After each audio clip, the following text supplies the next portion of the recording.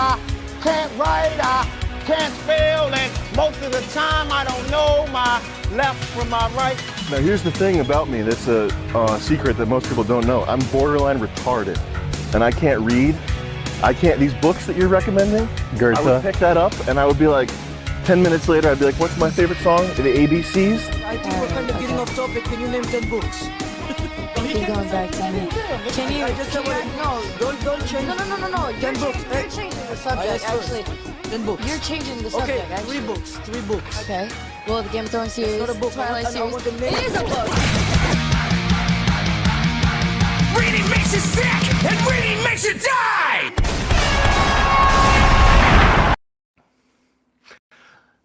Hello, everyone. Before we get started, how's my audio? Because it was all low last time, according to You sound great to me.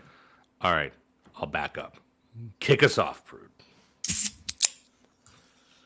That's a good sound. That's a great sound. Good morning, good afternoon, and good evening, ladies and gentlemen. Welcome back to the world's only pro e-literacy podcast and book review, Do You Even Read? With shirts and mugs available down in the links below. I am one of your lovely co-hosts. This is the only Canadian-American cooperation that ever seems to work during the Trump administration. Dimes, how the hell are you? That's some high energy. We've completely flipped it. I'm coming in. I'm haggard, and I don't mind telling you. My back's all fucked up. I just realized you can do push-ups wrong. I thought that was one of the safe ones, but I fucked that up. I feel old. I think that just comes with age. Yeah, it's not that you can do things right, but doing them right, it's all wrong all of a sudden. So now I'm just like, I'm bent over. I'm at a computer doing a podcast, but I'm like, what? So, I'm vampiring off you right now. I spent for context, I took a week off. I've had one of the things I really enjoy.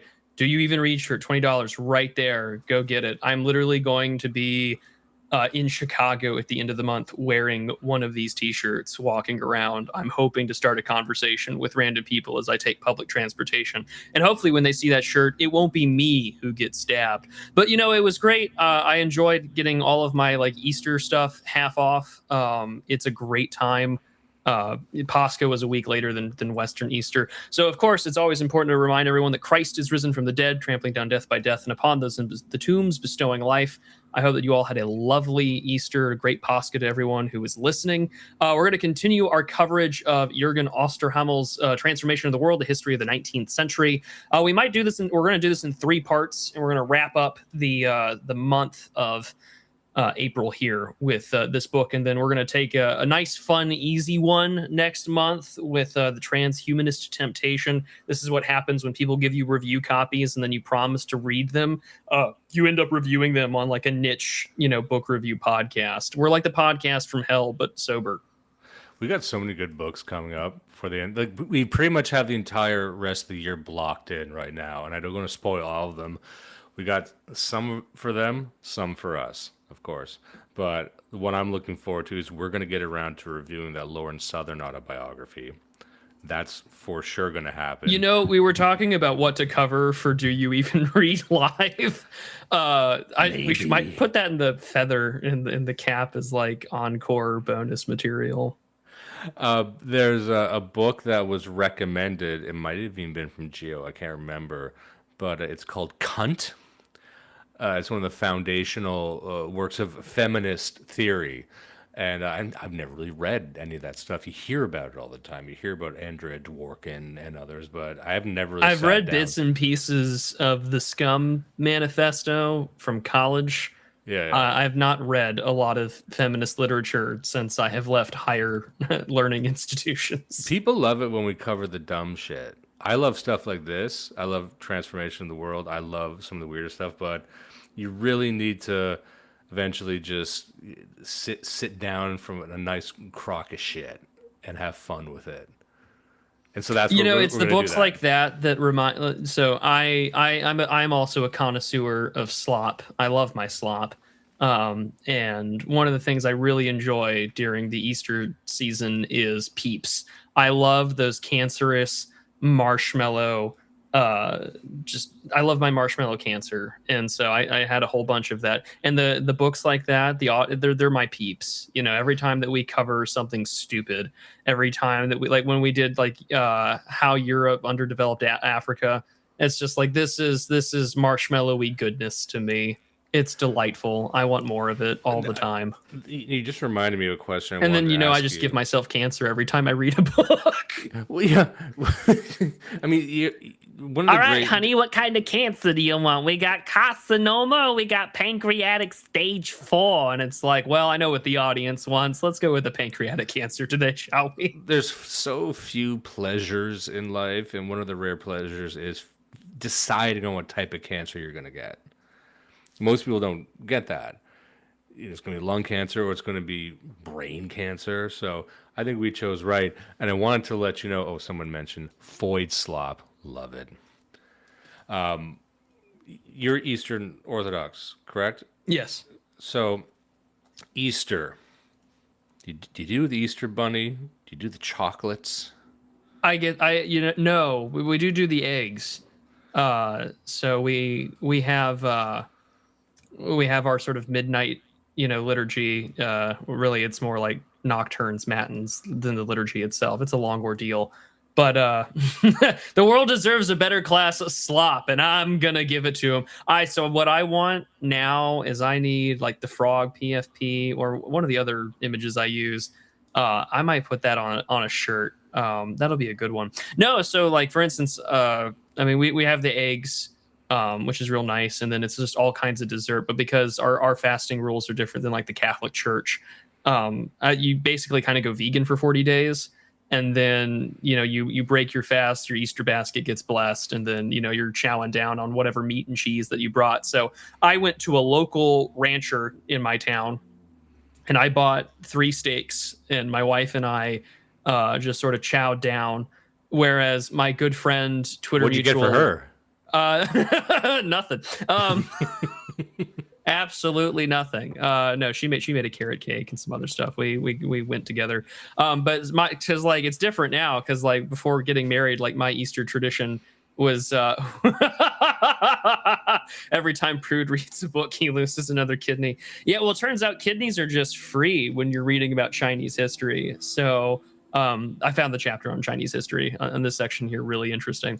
So we'll get into that. It's easy when you have a civil war that lasts like 14 years and like 35 million people died. That's a lot of free kidneys. So don't you worry. There's almost too many because that drives the price down. Well, that's why you sell them back. And people are like getting extra. It's like, does anyone need 4 kidneys? Well, no, but like you might as well. This is a weird parasocial moment. At one of the conferences I've been to, my friend Charlemagne was like, "Hey, there's a guy looking for you," and I'm like, "Oh, okay, whatever." So this guy walks up to me and he's just like, "Hey, I have more kidneys than you," and I'm like, "Well, that's a weird fucking flex, but go for it." I have 2 that don't work, 1 that's been transplanted, and then he's like, "Yeah, I have 4. 1 that was transplanted that didn't take, 2 that have failed, and then 1 that now finally works." And I'm like, "Fuck, they just don't take him out of you. It's extra baggage." I'm going to be honest. This is the first time I'm learning this. They don't take him out. And it was the most disappointing thing ever when I met with my surgeon about all this. It'll be 5 years this June. And so she was like, "Yeah, we don't take him out." Because like prior to all of this, I had this like really strong desire to have the deformed, fucked up kidneys in like a formaldehyde jar that I would put on my like mantle of like a fireplace in my house, just sort of as like a weird conversation starter, but also like my fuck you to life, saying like I lived, bitch. Turns out they don't take him out, and you're just stuck with them, which I think is really tragic. Because it's like all those morbid jokes where it's like, "Oh yeah, I've got the heart of a 20-year-old. It's in my fridge." It's just like I just wanted to do the same thing. No, I'm about as much of a medical expert as anyone else in the scene, and that I'm pretty sure I know everything. I like to think I don't know everything, but that can't be right. That doesn't sound right. That they can't just leave stuff inside you. That must cause some kind of difficulty. Like anyway, this is just me flabbergasted. Because like if you're putting another one in, you're already in there. Can you just get one right? Yeah, like while you're in there, can you just take out a couple of extra? Like, I don't, You're poking around. If you're working on my car and you leave your fucking hat in there, you're gonna go back and get it. It's the Indiana Jones bit where like they pull the hat out at the last second as they're suturing you up. Like, I'm taking the entire system to trial right now. This is I tell you, every time I learn something about the medical industry, the more I want to die. I want to get this over with because it's going You to need to be them very eventually. careful when saying that because your phone is listening in on you. And you just know tomorrow you're going to get an advertisement consultation email for maid services. Yeah, they say, hey, heard you talking about dying. Do you want it? Do you want it? Do you want it? No, like they're just really. Hey, you were talking about organ transplants last night. You want to die and give your organs away? Yeah, I know you're talking about organ transplants that you need one, but did you ever think of giving them all to us right now? See, the thing about maid in Canada is that there's no finesse. It would be more dignified if they were bullying me to get my guts and stuff, but it's very desperate and very clumsy. So, like, even would you like, boomers see through it. please, Mister, Do you wanna be die? Do you wanna interested die in right now? dying? Do you wanna Okay, die? we're just gonna leave this pamphlet in your mail slot. If you get a little depressed, just my number's right there. The entire time you're thinking, like, okay, I understand the pharmaceutical stuff. Are you getting paid for this? Who's getting paid? Why is this happening? I don't know where the money's coming from. All I know is you're going to get one less taxpayer. I don't know who benefits from this, other than you just love to see a white man die, which also is like half of our entire political space right now. So if that's just in season, I guess. We got a lot of kidney stuff in the chat right now. From my understanding, as long as the non-functional ones aren't causing any problems, I prefer to leave them. Yeah, it's true. That's why Randall Shirker. That's what the nice surgeon had explained to me. I'm one of the few people on Earth who have been cut up by women, and I have not died. Oh man, I bet Geo would have some kind of fucking twisted, perverted comment to say that, like, oh, you didn't have to pay for that to get cut up by a woman. That's how like all Gen Z are here. I just feel like that would be something that would work out in like we covered, oh god, I want to say like 2 years ago we covered like this trio of movies that was more of like an open air therapy session where it was like kind of about fat people. And one of them was this like cartoonist. It was like a Swedish film, and he was just like a pervert kind of character who couldn't get it out of his head, but he couldn't get with anybody. And like towards the end of the film, he's just like, fuck it, I'm just gonna like cut it out, like the literal pruning out kind of deal. He ends up not succeeding clearly, but like that's what you reminded me of. It's like, actually, no, Dimes, we've already done the weird psychosexual trauma airing on that podcast.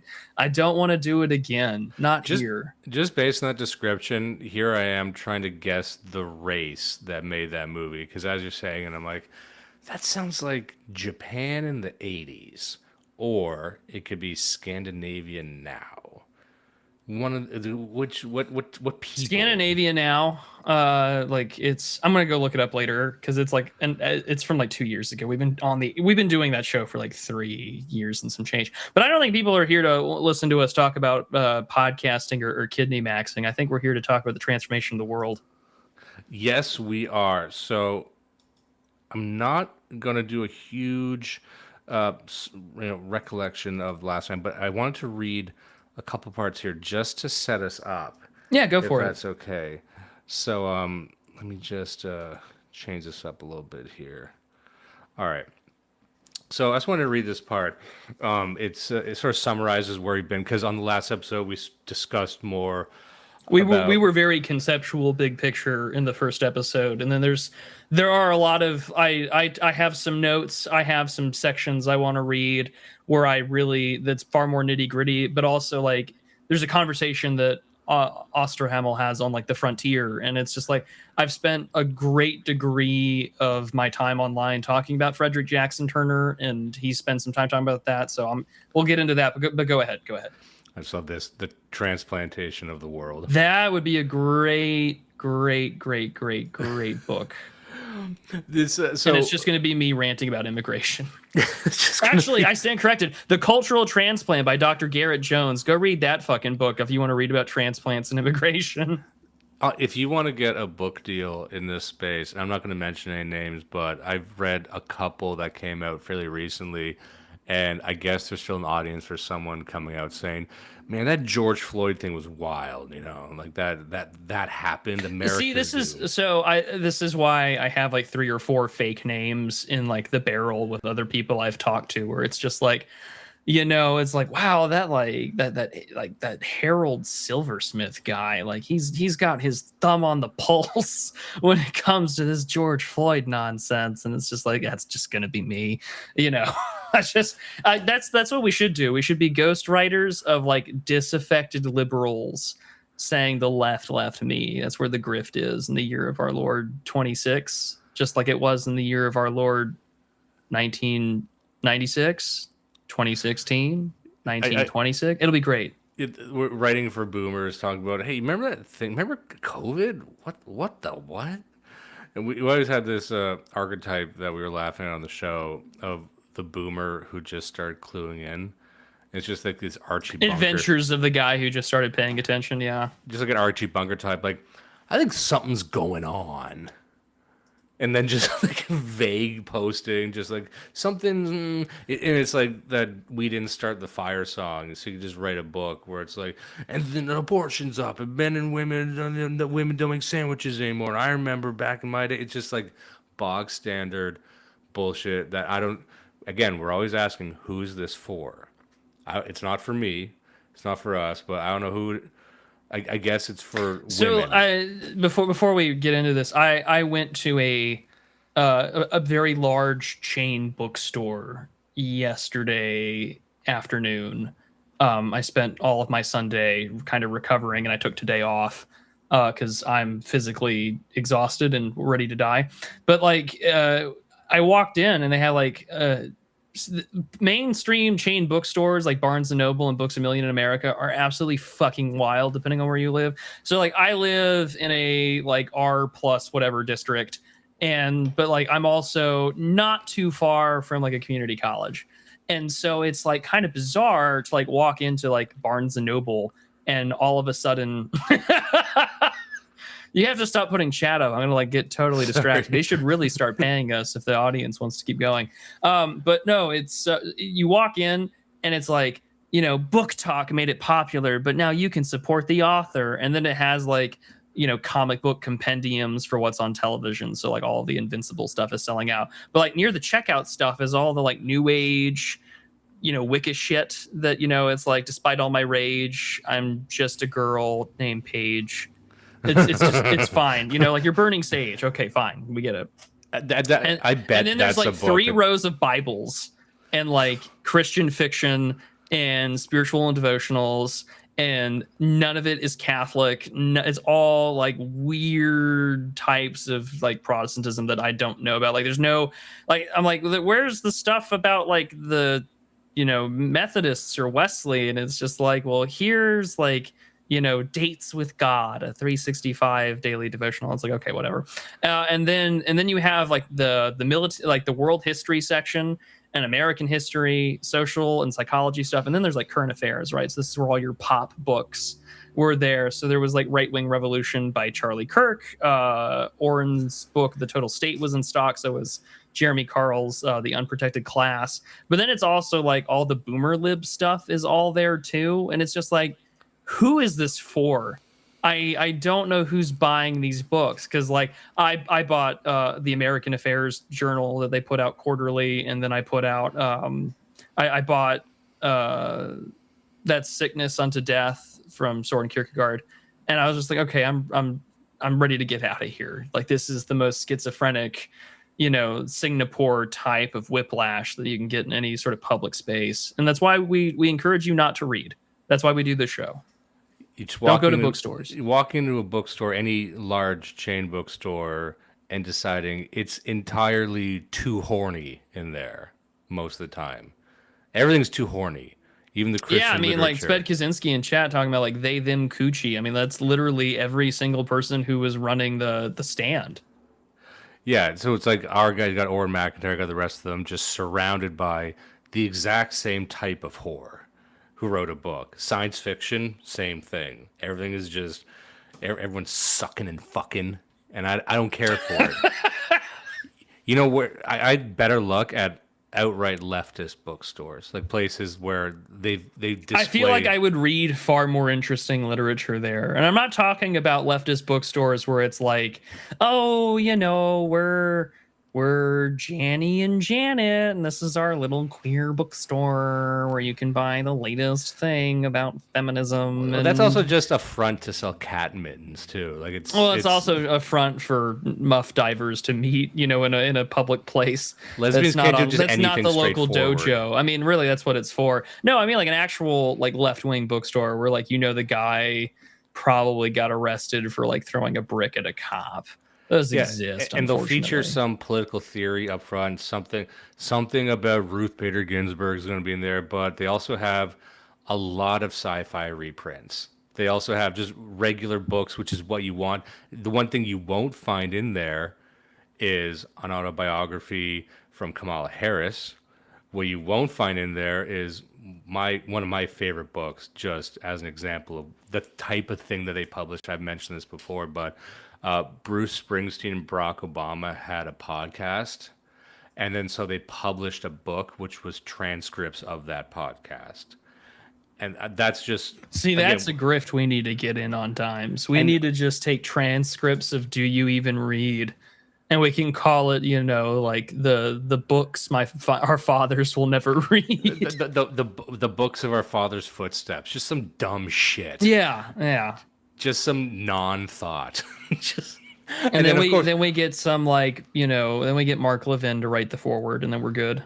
And let me just say this: they had photos in there, Mr. Dentialist, and what Vanity Fair, black and white, tasteful nudes, photos of like them. That's safe horny.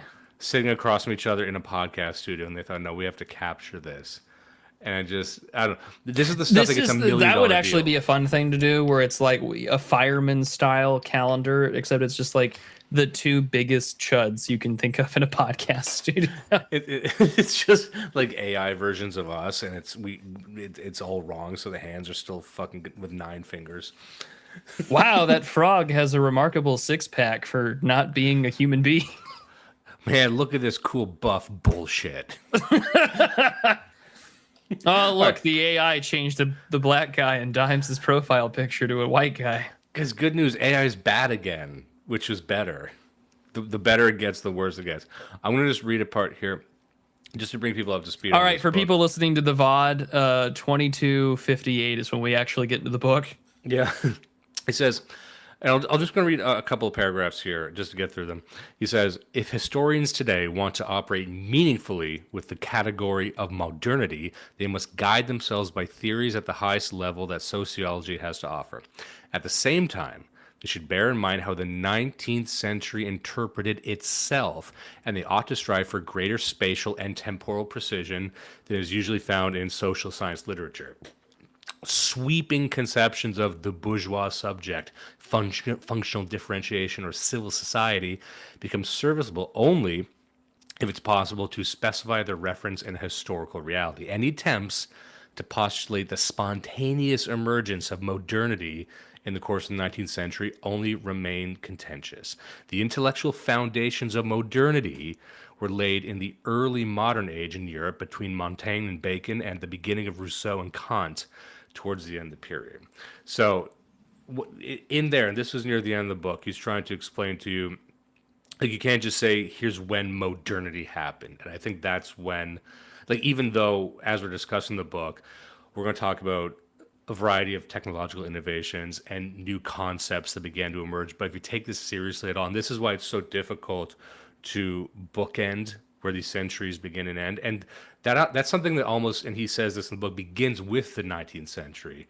Because prior to that, you had these periods that took place over many centuries, or sometimes they were very, very small. The idea that we've started to, encapsulate this exact 100 years, and we kind of followed that further the 20th century.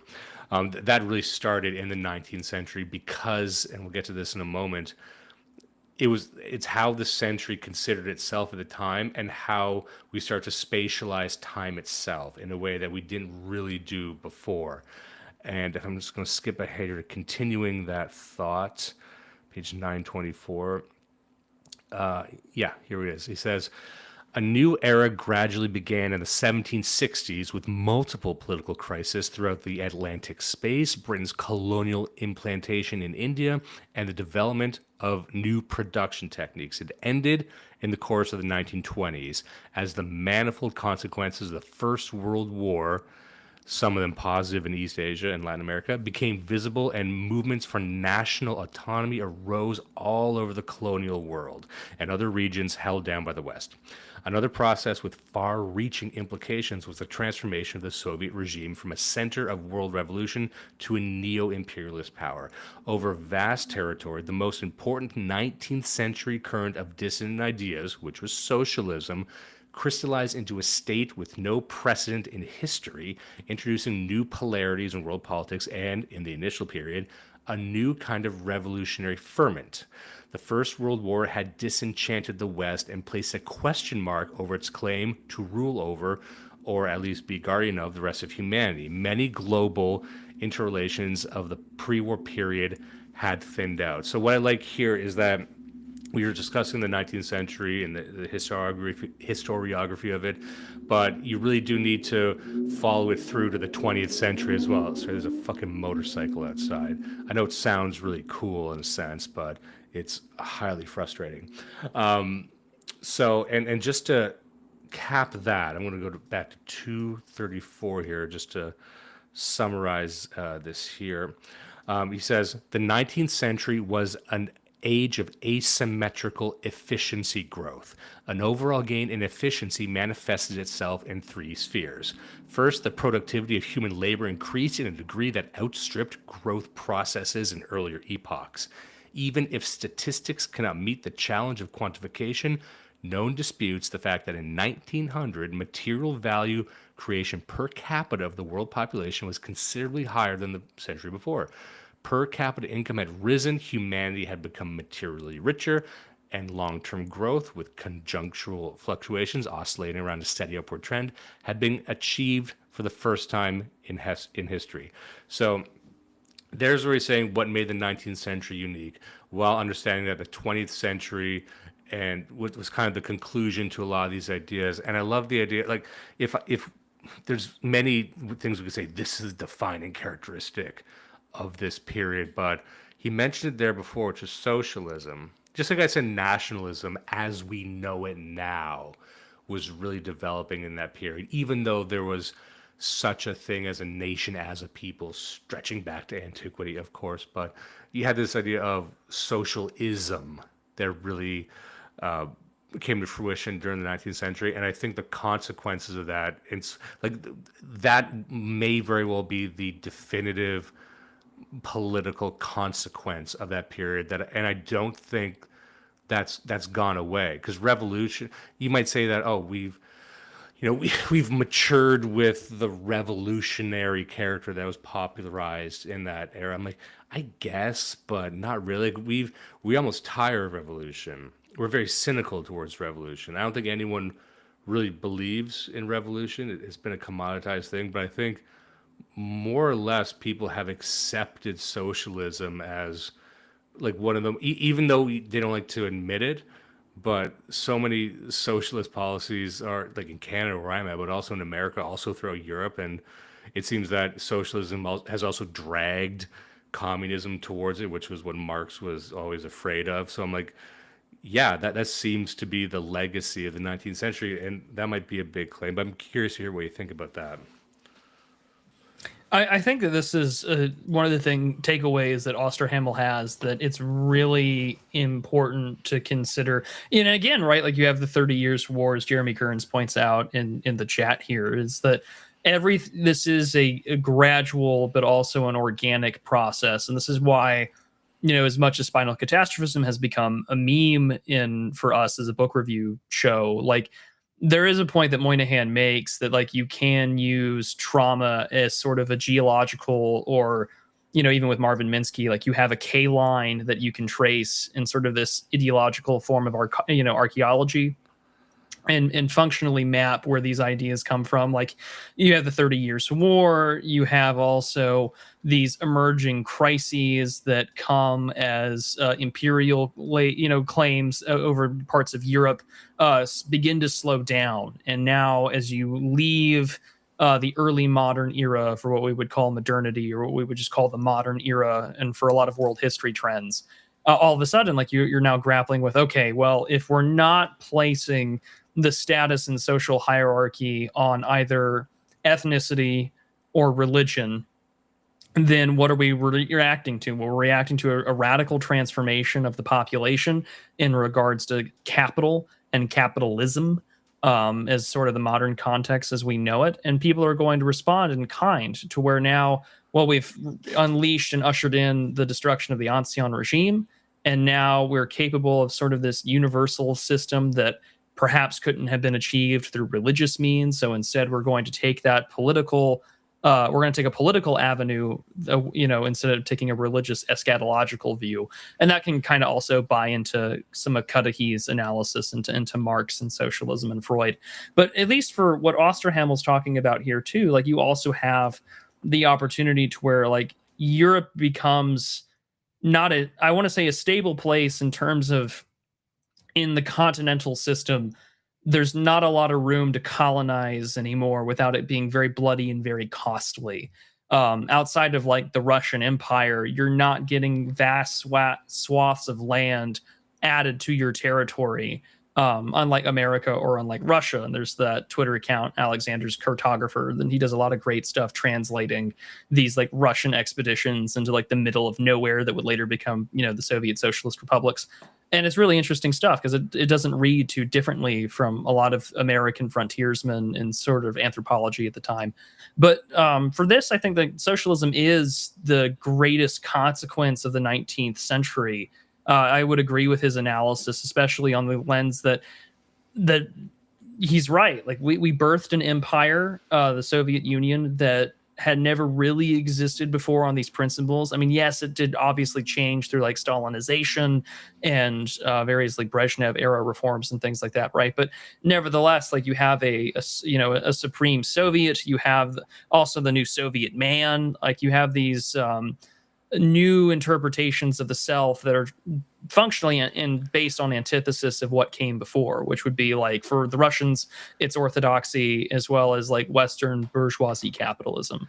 And yeah. I think that, for Osterhammer, like this is a very important thing to consider because, if we look at the history of the 20th century, like the 20th century begins when all of these ideas finally get to go into the boxing ring and kind of duke it out. And even like, what is the ultimate reaction to socialism? Well, it's European Italian fascism.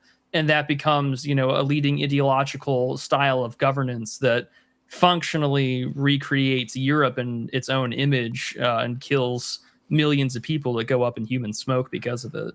He had that great line there where he said that it's obvious to many of our listeners, but how disenchanting World War I was. I think you can sort of reflexively make the claim that the 19th century might have been the last period of enchantment. It was the last century where it seemed like the West was propelling itself forward with confidence and optimism. It was the last time the West believed in its invincibility. Yeah, and then that World War I and World War II, that just shook it to its core. And I'm not saying it was completely different back then because the seeds were already planted, of course, but we mentioned socialism, but I think there's an interesting, summary of that era would be, socialism, the intersection of that, and then also the fall of traditional hierarchy. The ancien regime would be another way of putting it, but what does the ancien regime really mean? And he makes a case. It just means the last regime, really. Yeah, really. But it's kind of like the death of, like whether or not you believe that they believe what they're saying, it was sort of that the energy animating it was saying that old world of old hierarchies itself is over. And by saying that, it seemed that people locked into it. They got what was being said. And Osterhammel says here, it says, another feature of the century was the tension between equality and hierarchy. And, that's something you hear about all Tale the as time. old as time. Yeah, but I think this is the one where, the trend towards not just equality as a general concept, but legal equality. This is where that really started. He says in a major textbook, the Swiss historian Jörg Fisch has already described the successive realization of legal equality through the removal of particular areas of discrimination and the emancipation of groups affected by them as one of the central processes in Europe during the second half of the 19th century. The tendency towards legal equality was associated with the rules and patterns of societal stratification that reduced the importance of family origin, making the market more important than ever before in determining social position and possibilities of advancement up the ladder. With the abolition of slavery, the transatlantic part of the West, already less marked by status hierarchies than in the old world, joined the trend towards general equality. So some people would say that, it was American individualism and individual liberty that triggered this. And I don't think that's the case at all. I think there was, one of the fascinating messages delivered in this book is that, and this is a difficult one to grapple with on our side, but I'll relate it to something that people will understand in just a moment. It's that these phenomena were of global scope, and you can't really trace them back to a patient zero like a virus. So let's talk about the birth rate decline without getting too deep into it. The birth rate decline is being seen throughout the world. That doesn't get brought up a lot, but to different degrees. And you can blame different things for it. Like in South Korea, you would say it's some kind of rampant feminism, but that's not really present in China, which is also going through a birth rate decline. There's credible evidence that India has been vastly overrepresenting its population. Same thing with China. Same thing with a lot of these countries. They're lying about how many people they have. So we bring it up in the West, in the European peoples, but it's hitting everyone everywhere. And what's that about? You can't really say it's American liberalism being exported or American imperialism, anything like that, because even the strongest opponents to America, you're seeing this in the Muslim world. You don't see that in refugees in welfare states, of course, but throughout most of the world, you actually are seeing a birth rate decline, and the phenomena that influence that, it's overlapping causes for that. Part of it's technological, part of it's environmental and chemical, plastic in your blood, birth control in the water, all kinds of shit going on. It's also cultural. Yes, it's also feminism. It's like 20 different things that are causing it, but that model, or that description rather, conflicts with the model that people have, which is that it's some evil empire causing it. Of course, it's all contributing, but to avert course on that, it's not just taking out one country or changing one regime or introducing a new type of government or something. It's like you understand that when you're talking about a population collapse like that, it's you need to fix 20 to 25 different things. What it might just be is a genetic bottleneck. Anyway, point being that when he's talking about these social trends and using the 19th century as his stage, you're seeing the development of all these similar ideas throughout Japan and China and the Middle East and the Ottoman Empire and stuff. And they were emergent in different contexts. But just like the Industrial Revolution, which we'll get to in just a moment, the Industrial Revolution started in Europe, obviously, we know that. But then it wasn't due to imperialist pressure that the Industrial Revolution spread. It was enthusiastically adopted in different contexts in different nations, and some took to it better than others. But anyway, that's just a long-winded way of saying that. It presents a different model of these huge global social forces that can't just be placed at the feet of a bad guy. What do you think about that? I agree, but also I think the other important thing to consider is that, and we said this in the last episode too, is you can't really tell the history of the 19th century without discussing primarily the history of Europe. And so I've always said I really don't like a lot of univariate analysis because it usually gets really reductionist, and even someone in chat had said, like you can't look at some of these things and not look at, say, the impact of like the 30 Years' War or the Reformation or the Black Death. Like, there's all these sort of like large, big sort of, again, catastrophism is sort of a model of political analysis or historiography, because like now all of a sudden, you can't just say it's easy to blame, one thing and to go from it. Like, because obviously there are greater contributing factors to it. Like USAID is a really good example of this and what the Doge guys had uncovered and found out. And it's also the same thing that like, well, a lot of places probably overestimate global population, especially in like Africa or India, where like, like the World Health Organization may give them more money based upon, their population count. So of course that number is probably going to be inflated.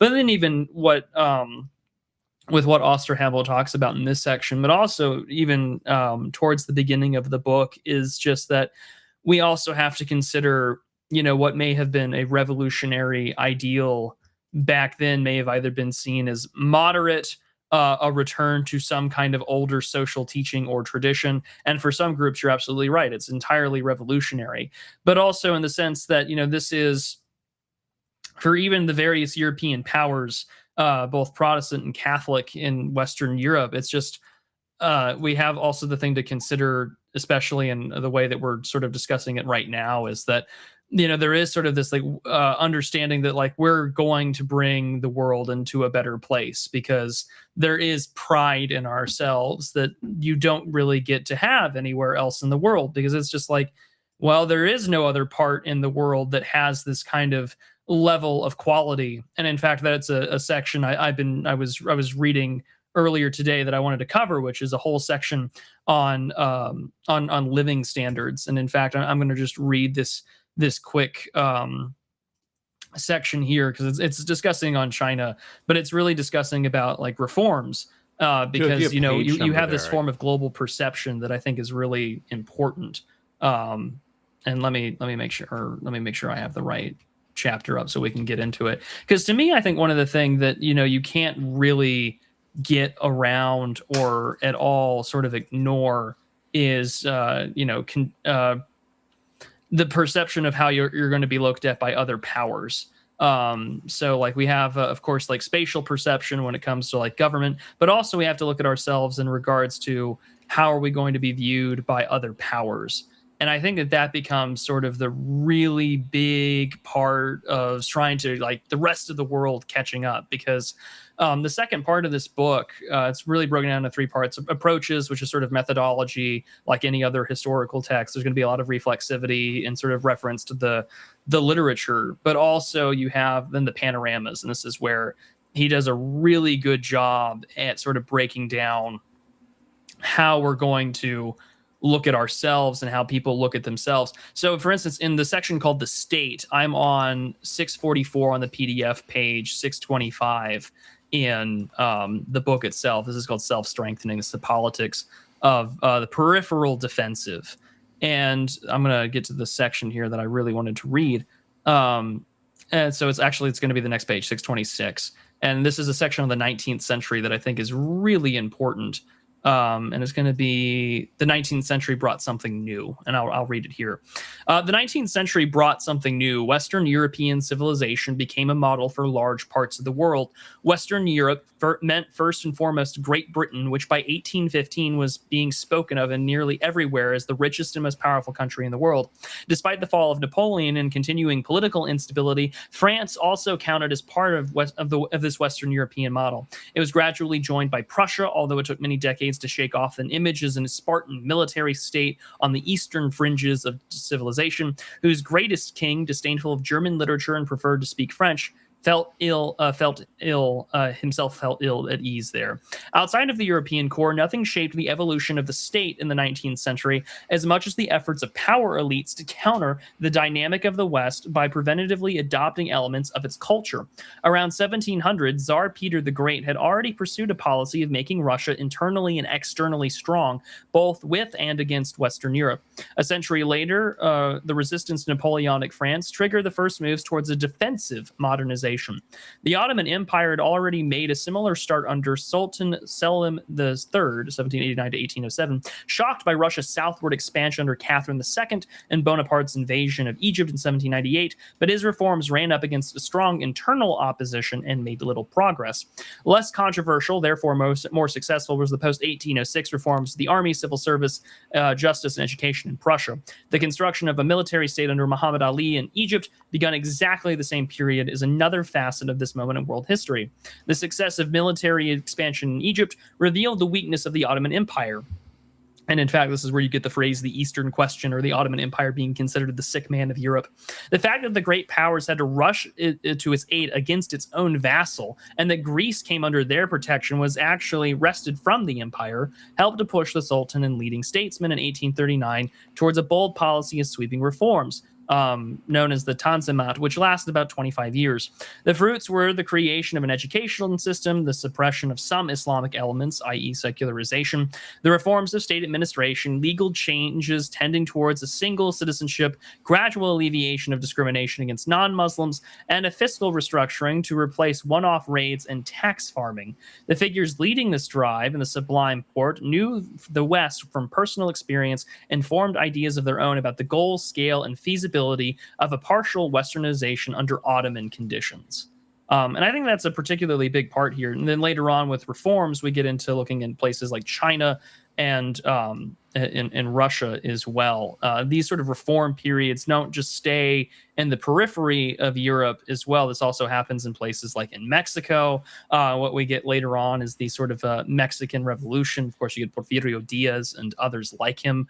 And it's just kind of showing the greater sense of, well, these are the most powerful people on earth. How do we defend ourselves? And so we get defensive realism happening in real time in the 19th century, wherein you're raising interesting questions about, well, who is going to be hierarchy? Who is it going to be? Is it going to be clerics? Is it going to be the church? Is it instead going to be this hereditary system that we've been operating under? Or are we instead going to try and expand upon civil reforms and move forward from there? And how he concludes towards the end of this section here is, and not just in civil societies of the West, there's no idea of a simple government or a simple state. Now we're having, these political machinations take place everywhere.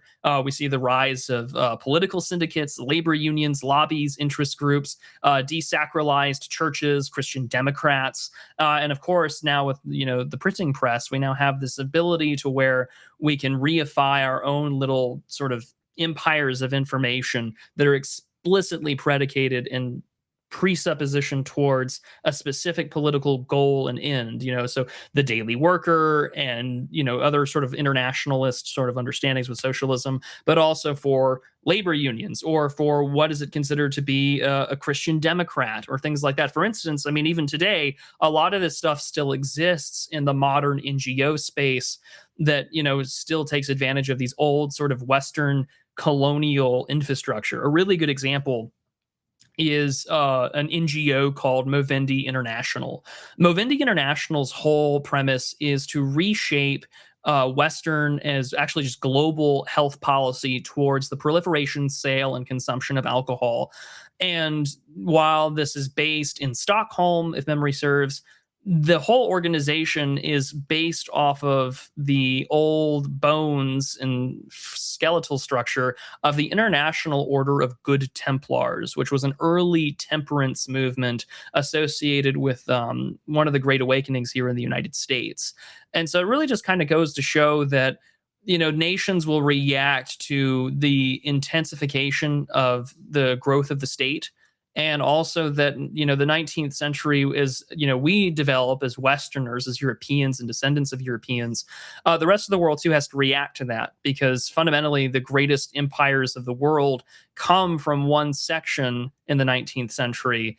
And the rest of the world is trying to orient itself, really re-Occident itself and to re-Western itself as a reaction to how can we have these things with Chinese characteristics? How do we have these strong civil societies that will allow us to have effective bureaucrats and diplomats that can respond to the international pressures of, say, the British Empire or the Germans, or the growing development of a sort of westernized Russia. I think these are very important things to consider, because yes, these things are European, but also at the same time, the rest of the world has to react, because you have the whole century of humiliation, but also the usage of desacralized churches, or even just having churches in the first place to use Christianity as a tool to get themselves in. And again, as we mentioned earlier, it's like the European understanding of self still has the confidence and pride that actually it feels very confident in its ability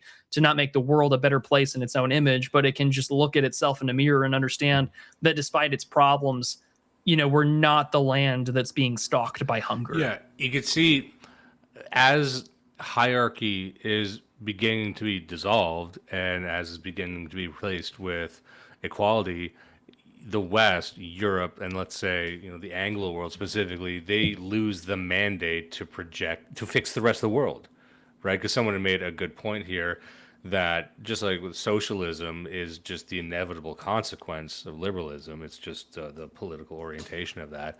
Like, why wouldn't this set of policies be the natural endpoint to equality, right? So if you believe that everyone is equal, then you actually you can't see them as lesser and in need of fixing.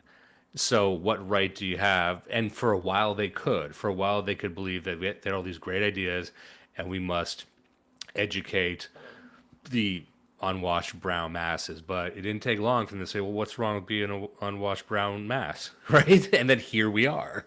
Now it's all relative. Now no one knows anything.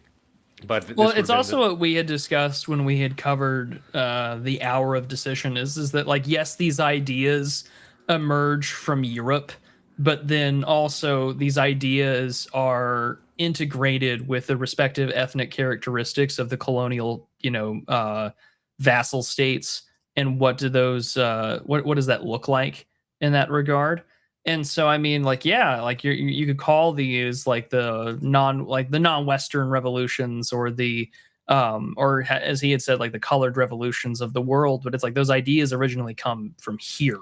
And it's just like now that they're being integrated, like socialism especially, because almost every sort of like African nationalist project or decolonialization project uses explicitly socialist language. Are they socialists? Yeah, maybe.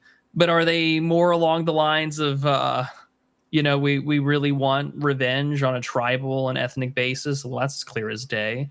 And I think that that's something that you see there. And also when you come to like the discussion about like a people or the people, this is where you sort of get like the whole question of like, well, where does democracy have its limits, or where is its logical conclusion? Because Osterhammel writes here, and this is in 632, 651 on the PDF. He says the idea of democracy, whether direct in Rousseau's sense or within the indirect British tradition, envisaged a simplification of political mechanisms. Jeremy Bentham, the English Enlightenment thinker with a utilitarian leaning, expressed this perhaps more clearly than anyone else, but a basic point in all democratic programs was that accountable rule in the modern world required the elimination of intermediate powers. The people and those who governed them were face to face directly as possible. Really, in a large sense, the abolition of civil society. The link between them was to be as a form of representation, either democratic through procedures of election and delegation, or a unio mystica in which a monarch or dictator claimed to embody the nation, and the people endorsed this claim by acclamation or just supported it virtually. In principle, therefore, the political system of nation states rests on a national homogeneity and the simplicity of constitutional mechanisms. National homogeneity. Nation states or modernizing empires strive for discursive simplification insofar as they establish and seek to realize norms for the model citizen. In many civilizations, pre-modern debates on politics circled around the capacities, virtues, and devoutness of the model ruler. Modern debates center around the ideal citizen, defined in the highly diverse ways, but always expected to find a balance between the pursuit of private interests and service to the nation as a whole. Musings about national identity and civilized behaviors, about how a Briton or a Frenchman, Chinese or Egyptian should comport him or herself, or what it meant to be British or French, Chinese or Egyptian, were a feature of public life in many countries around the turn of the century, yet did not reach the collective excesses of the 20th century, when traitors to the fatherland, class enemies, and racial minorities would be condemned to physical exclusion and persecution. I don't know if that's like... I mean, that existed in the past. I mean, we literally had exile, but I mean, this is also just due to the reactions to the 19th century as the 20th century. Nevertheless, the uniform simplicity of the nations and national organisms remained an illusion. Empires could not conjure away their multinational character, and none took the radical step of introducing a single colorblind citizenship. Oh, they did after 1945. I'll tell you what. Whenever they attempted to create a common national foundation, they soon ran up against the contradictions that were part of their very essence, and colonial systems, political hierarchies could not fail to be complex. It was nearly always the case that many tasks relating to the order and sovereignty had to be delegated. You see this especially in racialized systems like the encomienda system. This also meant that colonial governments sometimes had to make others responsible for providing their funding.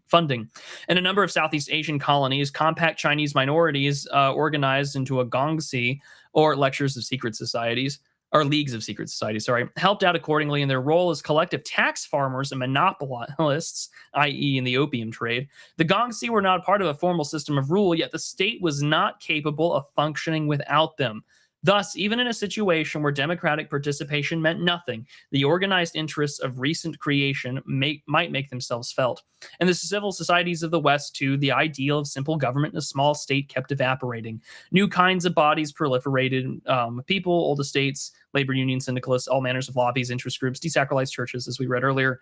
And I think that this part is really important because now we've transitioned from the hierarchy, as you were talking about, Dimes, to the masses. And the 19th century really does become the politics of the masses, because we have to take a look at, for instance, one of the books I do want us to cover eventually this year. I know we've kind of booked out the next 6 months, but still, I think it's Glatter Goldstone. It's Revolution and Rebellion in the Early Modern Era. And he focuses heavily on population and demographics as the catalysts for revolutions. And he even has mathematical formulas for it. Myself and Zoomer Schopenhauer covered the French Revolution section in that book a while back. And it's really impressive to look at how you have a burgeoning civil society class of lawyers, a significantly reduced infant mortality birth rate, and people are living longer as the material conditions of the population improve. You have a famine, and then poor management from the monarchy, especially over the scarcity of titles of nobility and how those land titles are being diluted in power and the size and scope of wealth and land. And that acts as sort of the material catalyst for this sort of very class-oriented revolution against the church and against the monarchy. And I think that that's a big part of really what Osterhammel is also getting at here as well, is that when you attempt to create a greater understanding of a sense of self and you don't have an effective answer to, say, religion, class, race, geography, then your attempt at making an ideal be the modus operandi for a nation inevitably gets bloody very quickly. And we saw this with socialist revolutions. We saw this in 1848. We saw this later in the 1870s in the Wars of Unification. And of course, the catalyst for all that in the First World War, the Soviet Revolution, and its reaction in fascism. What's so ironic is that, let me just call attention to a comment here that Sure. I've been wanting to say for a while, and this might very well be true, from Big Ben. He says, Gauss, Riemann, and Boltzmann are not mentioned anywhere in this book. How the fuck are we taking this slop seriously? I'm not familiar with those authors. That very well may be the case. I want to allow some dissenting opinions in here. He also says, does this author have some axe to grind with Germany? And someone else had mentioned this before I got to, but yes, he does. Is German. So if you know Germans, of course they have an axe to grind with Germany and other Germans. This book came heavily recommended to us by a different set of book reviewers, but also that this text and this understanding of history is heavily appreciated by the Angela Merkel Eurocrat types. And I think that by covering this, you're kind of understanding the modern zeitgeist of bureaucratic understandings of the 19th century. Because if you are a liberal, and I mean that in the like EU model sense, or a globalist, or even an American liberal, you're going to be looking at the proliferation of ideas that come out of Europe and be very quick to denigrate yourself. And again, as what Dime said, this no longer belief in oneself that, oh yeah, like this is how it's going to be. And we can trace these sort of lines. I don't really agree with everything in this book. I have a lot to chew out later when we get to colonialism, but that's a sort of why we're doing this. But we do have we have more history books to cover this year. Don't worry. Yeah, and one thing that you touched on there that I would just like to underscore here was the real, I guess you call, irony of the era is that, let's say that it's the century that really tries to understand itself as it's occurring. And we'll get to this later when we get into the burgeoning area of statistics and census data. Of course, there were censuses before, but we became obsessed with statistics. One thing that he talks about is how we were trying to, as we were understanding ourselves, we abandoned sort of the models that we were also using at the time. By which I mean, the idea, you said something there that historically a lot of attention was paid to what makes the perfect ruler, and then switched to what makes the perfect citizen, which we didn't talk that much about. That wasn't and that language is used all over in today's sort of like democratic, literati is, well, what is a model citizenry, or what is the model electorate? What is the right of the duty of the citizen? Even in America, we have this, right? Like, what makes a good American citizen? Well, it's like, oh, it's these ideals, and it's, putting, your neighbor and before you, and it's also, voting and showing up, and my fucking Norman Rockwell, man. And it's just like, okay, but what, that like for a lot of people, that's empty platitudes. And a lot of people don't go to fucking, meetings anymore because, well, again, Putnam and everyone else and their mother and this chat's going to know it. It's just that, like, and even Osterhammel talks about that. This really only works with national homogeneity. And when you decide to disrupt that or try to eliminate and flatten those differences, to a large degree, this is what Marx, as well as a lot of paleoconservative writers have discussed, is that by attempting to flatten or level it out, even Kierkegaard writes about this, like functionally you try to create just like a big beige blob that has no real characteristics other than what it's told. And you get a Grey Goose scenario where everyone is a gay pride paperclip. Yeah, and what's interesting is that, as I was saying, that the great irony is that as we were discussing this idea of the people or the masses against power, we are already exiting that frame of mind because we were already so aware of ourselves. We understood that there's no such thing as the people. That's a very reductive way of looking at it. We were getting an understanding, especially if we live in a multicultural society, that we're not all the same. That was very much a Marxist mythologization, and the idea that you as a white man have more in common with a black nationalist than like a rich white person. That really was, being pushed at that time. But even it's something that I don't think even people believed.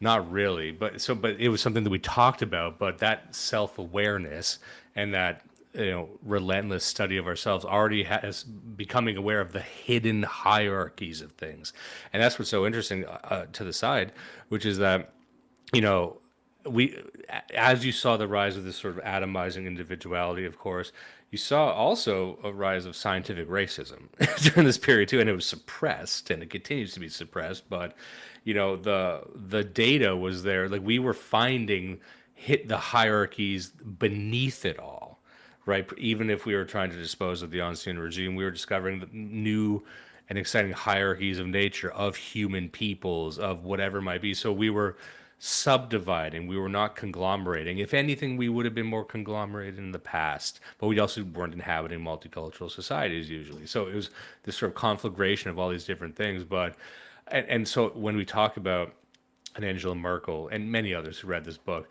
I do wonder if they took the same message that you or I might. Because to me, I read all this, And I don't see a grand unifying vision of the world. And maybe that's what separates maybe some of the Eurocrats from the rest of the world. Like maybe they are that, nefarious. Maybe like they know all this and they're putting on an act. But like to me, you read this book and it's sort of like the downfall of this idea of this we can, like, socialism as such. Like socialism needed to become a contraption just to make itself going, right? But it's not what it was intended to be at the start. Everything's a compromise within a compromise, and it's just by the end of it you're in this like disenchanted survival state.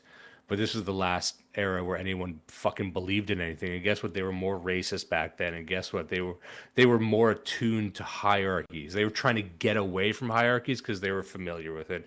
We are no longer really familiar with it. And so we glamorize it, which is sort of the inverted state of being. Anyway, so I'm just getting some comments right here. Oh, yeah, so Big Ben said Goldstone's book isn't bad. Again, I've never really heard of these authors before. Have you heard of any of the people he's mentioning here? I think it's who did he mention at the beginning? Reisman I'm familiar with. The rest not so much. So one thing we get to, and again we're spending so much time on other stuff, but we didn't get to maybe the most important part here. I believe it's page 6. Do I have this right? 660. Let's make sure. We're going to talk about the Industrial Revolution and how can we have gotten this far without discussing the importance of the Industrial Revolution. He's got a few things here and I'm starting with this. Believe it or not, I'm just starting with most of my notes right now. Before that was just the introduction. But I think so much ties back to this, and I'm saying things that everyone understands. He says here, the Industrial Revolution happened in England. Only there did the conditions permitting a new level of economic performance come together in a particular combination. The key factors that played a role in this can be easily enumerated. A large national economic territory without tariff divisions, internal peace since the middle of the 17th century, favorable geographic conditions for transportation, especially along the coasts, and a few other reasons. Now, you'll understand that for people like us, we would say also it would be the English people. There's all of those combined and overlap to say this is a distinct people who did this thing. Like I'm not advocating the guns, germs, and steel view of history, which is it all comes back to just the luck of where you were born, as if luck has anything to fucking do with that. Like you're talking about, it's got a large economic territory without tariff divisions, as if that's not something that was chosen. Or it's like there's actually a lot of roads. Who built the fucking roads? They still don't build roads around Africa. Like at a certain point, you're trying to get around just saying that it's something that came from, let's say, the Anglo mind. He has to dance around every other thing. But just to build on that, going to 690 here. He says, and this is interesting, and I never considered this before, but along with the Industrial Revolution, the idea of a, quote, regular job appeared in the 19th century. Much work had been irregular work. Work usually follows a standard pattern within the framework of labor processes. These processes are social in nature. Most include direct cooperation with other people. Certain kinds of worker and labor processes typify a certain level of social hierarchy. If standardized labor processes are combined with a consciousness defined primarily by work, the result isn't, quote, occupation. In the West, work became both a high value and a favored category in the description that people gave of themselves, while idleness ceased to be a desirable norm even among the elites. Queens let themselves be seen in public with their knitting. In economic theory, as in certain currents of anthropology, homo faber became the mandatory model. Classical political economy explained creativity and physical effort as the source of value creation, a doctrine that also became the axiom of socialism and fueled demands for workers to be paid and treated well. Others went further, trying to conceive of work as the purification of humanity.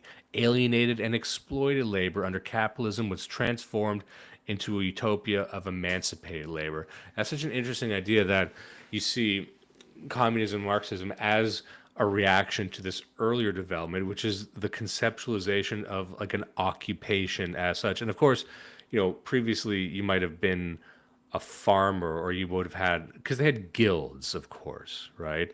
But I have to believe that these guilds did function differently than just a job, as a title, as something like you get hired to do it. Your occupation was probably passed down from your father, or the land was passed down to you, but in the 19th century you have this like a 9 to 5. This is the time you work, and then you get labor unions that get birthed from that. But I don't know, the idea of like an occupation, not like before, like your job would have been your entire being. Like I'm a blacksmith, that's what I am. But here an occupation kind of becomes something you can adopt. It almost becomes like fashion. Maybe there's like a performative angle to it, but it's also like something you do, like segmented from the rest of you. The rest of your life or the rest of your identity. Like even the word occupation is an interesting word, isn't it? Like, would you historically say, like, if you're a farmer, is that really your occupation? No, it's something more integral to you. But this is this other thing, almost like a hobby or something that's elective. But what do you think about that? Yeah, I mean, he kind of goes into it in the book, sort of the separation between public life and in private life, but also that I think for a lot of this time frame, like you have you've transitioned from a society that, of course, heavily is either feudalized or like there is not a lot of room for political space for you to be seen as anything but peasantry or farmer or the masses. But of course, we have the Industrial Revolution. It's coupled with sort of this emerging medical scene in space, and again, mainly in 3 places, primarily in England, America, and of course the Netherlands. You do not get the medical advances in like anesthesia in the world and germ theory outside of those like 3 places being debated, discussed, and tested. Yes, there are other scientists as well, but like especially with like the race for a good anesthetic, those 3 places especially. But also when it comes to what's being discussed here, like, yeah, we get a transformation into where like now we have to compete. We have to react, and we have to see ourselves as a good model in comparison to, say, the British or the Germans, and we'll react accordingly. And it's something that we get to see get played out in real time. I mean, we see this eventually. We mentioned Jutland in the first episode too, this sort of race to compete and make more steel than the others. But I think too also, and he gets into it later in the chapter, is that it radically transforms our understanding of citizenry. And if we're not being good, productive citizens, then your relationship to the state is heavily damaged. If you're not being now that you have all this extra time and you can engage in the system a little more effectively through the specialization and the greater techniques, both social and political, of how society functions and operates, then like, yeah, like you just want to be that, like you don't want things to get better. And again, it has a lot to do with, I think, there's this new wave of political idealization that gives people reason to participate.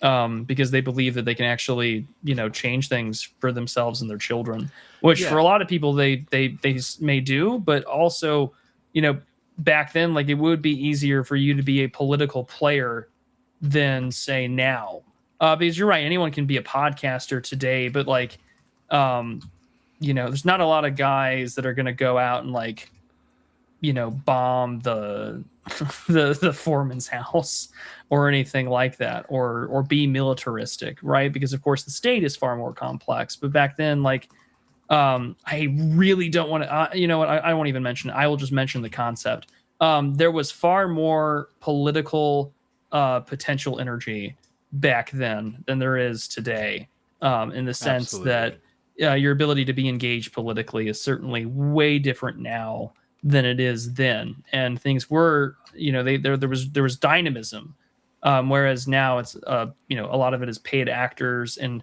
you have to be specializing in this since like middle school and working with groups and hoping that you'll get into a good school to be a political leader. And of course, there are some modern day counterfactuals to that, of course, but I think that that's something that's kind of important here to look at is that your occupation no longer explicitly defines you, but at the same time it still does, because we haven't really liberated ourselves from like the understanding of serfdom, as well as like what does it mean to be a peasant in this society that claims to have these like political ideals.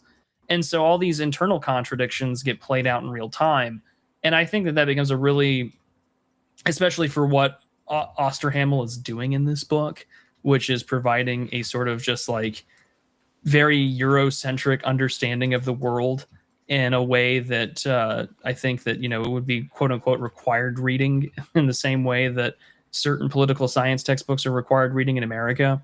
And you definitely see him play that out, or in the sense that, well, this is how we got to here, and this is how you need to understand that, what we're doing now is just a natural conclusion of these ideas. And if you're a believer, like a good Democrat, then you're going to be fine. And this is the right thing to do. Even though, like Weber gets mentioned, but he's like not really cited unless he's being criticized or just, offering different interpretations. And so like there's a lot that gets deliberately left out. And I think that it's important when we read this, because it's like there are other ways to read the 19th century, but for this text, like this is the European transformation of the world, and then the consequences of the rest of the world catching up. And that's a big centerfold theme here. And of course, the Industrial Revolution is front and center and all that, because you don't get the birth of everything else without life getting easier and the ability to make things en masse change. And you started off with discussing your interest in the frontier or the periphery, almost as a fundamental concept. And that's kind of what the story here. Mainly because I'm an American. Like that is a fundamental national mythological concept to us. And I mean, it inspires both, the liberal and the conservative. It inspires everyone, even to a point where, even atheist Redditors and like vitalists on Twitter can be like, going to the moon is based for totally different reasons. Yes, but what's interesting is that this is really what you were just saying. Like that's the sort of the 19th century, which was, the Industrial Revolution started in England. Yeah, as a consequence of the English people, and as it spread, you see sort of frontier theory manifest, because this is also what happens with the empire. As you expand into the periphery, you absorb the periphery. You actually lose control, and there's this. Who would have said it? Harold Innis, I think. Well, this is also a point that, like, I mentioned the cultural transplant earlier by Garrett Jones, and like his whole book is just talking about like when you try and bring these people in, i.e., like vassal populations, or just like unfettered immigration from like Mexico or Guatemala or whatever. The people who come here become less Guatemalan and become quote unquote more American. Like they'll watch your shows, they'll eat your hot chips or whatever. They'll enjoy some of the like material aspects, but also because you brought them here, your country becomes less, American or less German or less English, or, insert country here, less Canadian. Well, it's like, I think it was Harold Innis who was talking about this, about the English language, that as it began to conquer the world, so too was it indigenized. And that was the word he used, that as these other cultures adopt English, that feeds back towards the center. And so English as such becomes sort of Africanized, indigenized, becomes weirder because it's technically absorbing more people. And so just like the Industrial Revolution was a product of the Anglo mind, so did it spread, but then was adopted in different ways. And all of this sort of fed back into that center of power. And that's sort of that's the nature of empire. That's the nature of civilization that expands. And, the second thing I wanted to mention was, the story of the 19th century what's interesting there, listening to you describe it, it's like the story of separation. And there's a couple comments here that address what I'm about to talk about. We've got Penultimo777 who says, I find it hard to believe that people did not identify with their work in previous eras, TBH. And that's kind of where I was, as I'm reading this again now, it really jumped to the forefront of my mind. I'm like, I keep coming back to the fact that we had guilds in Germany. All throughout Europe, we had guilds since time immemorial, in a sense. These sort of, I wouldn't even call them labor Yeah, guilds movements. as well as religious orders. Yeah, so I'm like, there's an understanding of it. You had trades, you had labor, and these trade categories, and people would have identified intensely with being a farmer or a blacksmith or a cobbler or whatever, right? Even in the peasant world, So I'm like, I'm trying to reconcile that. But then there's another comment here that was interesting. Vulpus Persona says, if you worked in a lime kiln or made charcoal before industrialization, it was a seasonal thing, so maybe less salient to the identity. So there's a couple of good points there, and I'm like, that is true, because you'll read that people used to work less. They didn't work 12-hour days doing this. Maybe they were very seasonal, but I keep coming back to, well, they had to identify with it, which is just to say that the book making the point that the idea of a regular job, I'm like, okay, let's read. Maybe I'm trying to steel man this position too much. I'm like, what does he mean by regular job? It's almost the way I interpreted it, and maybe this isn't how it was intended, but it's like it's a story of separation, just like citizenship. He said that just not long ago, which is like previously throughout history, you were the subject of a monarchical domain, or there was more of a sense of blood and soil, But Yeah, that more than anything else was there. It was like you had of course, like the law of blood, but also just, the law of the land, law of blood, law.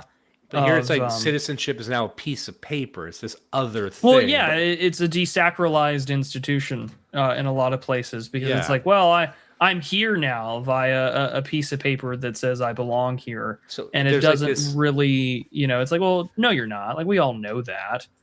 And that's why it's like, it's this slight alteration to be like, here's a thing that I am, or here's just another attribute. And I think that was part of the ship, which is like, I am not just a subject. It's not blood and soil things. Like I'm an individual with this thing, with this passport, or I have this thing called a job. I am not my job, but I have this thing called a job, which I wear as like a uniform. Like there's a shift in our understanding of our relationship to both citizenry and job, which is, in a sense, the introduction of an entire new hierarchy. It's a hierarchy within a hierarchy. They think it makes everything lateral and equal, but I don't think that's ever been the case. I think it's just been, a multitudes of hierarchies that people are now defining themselves by. So, and someone had made a good point here where, let me just scroll up. It was an interesting take.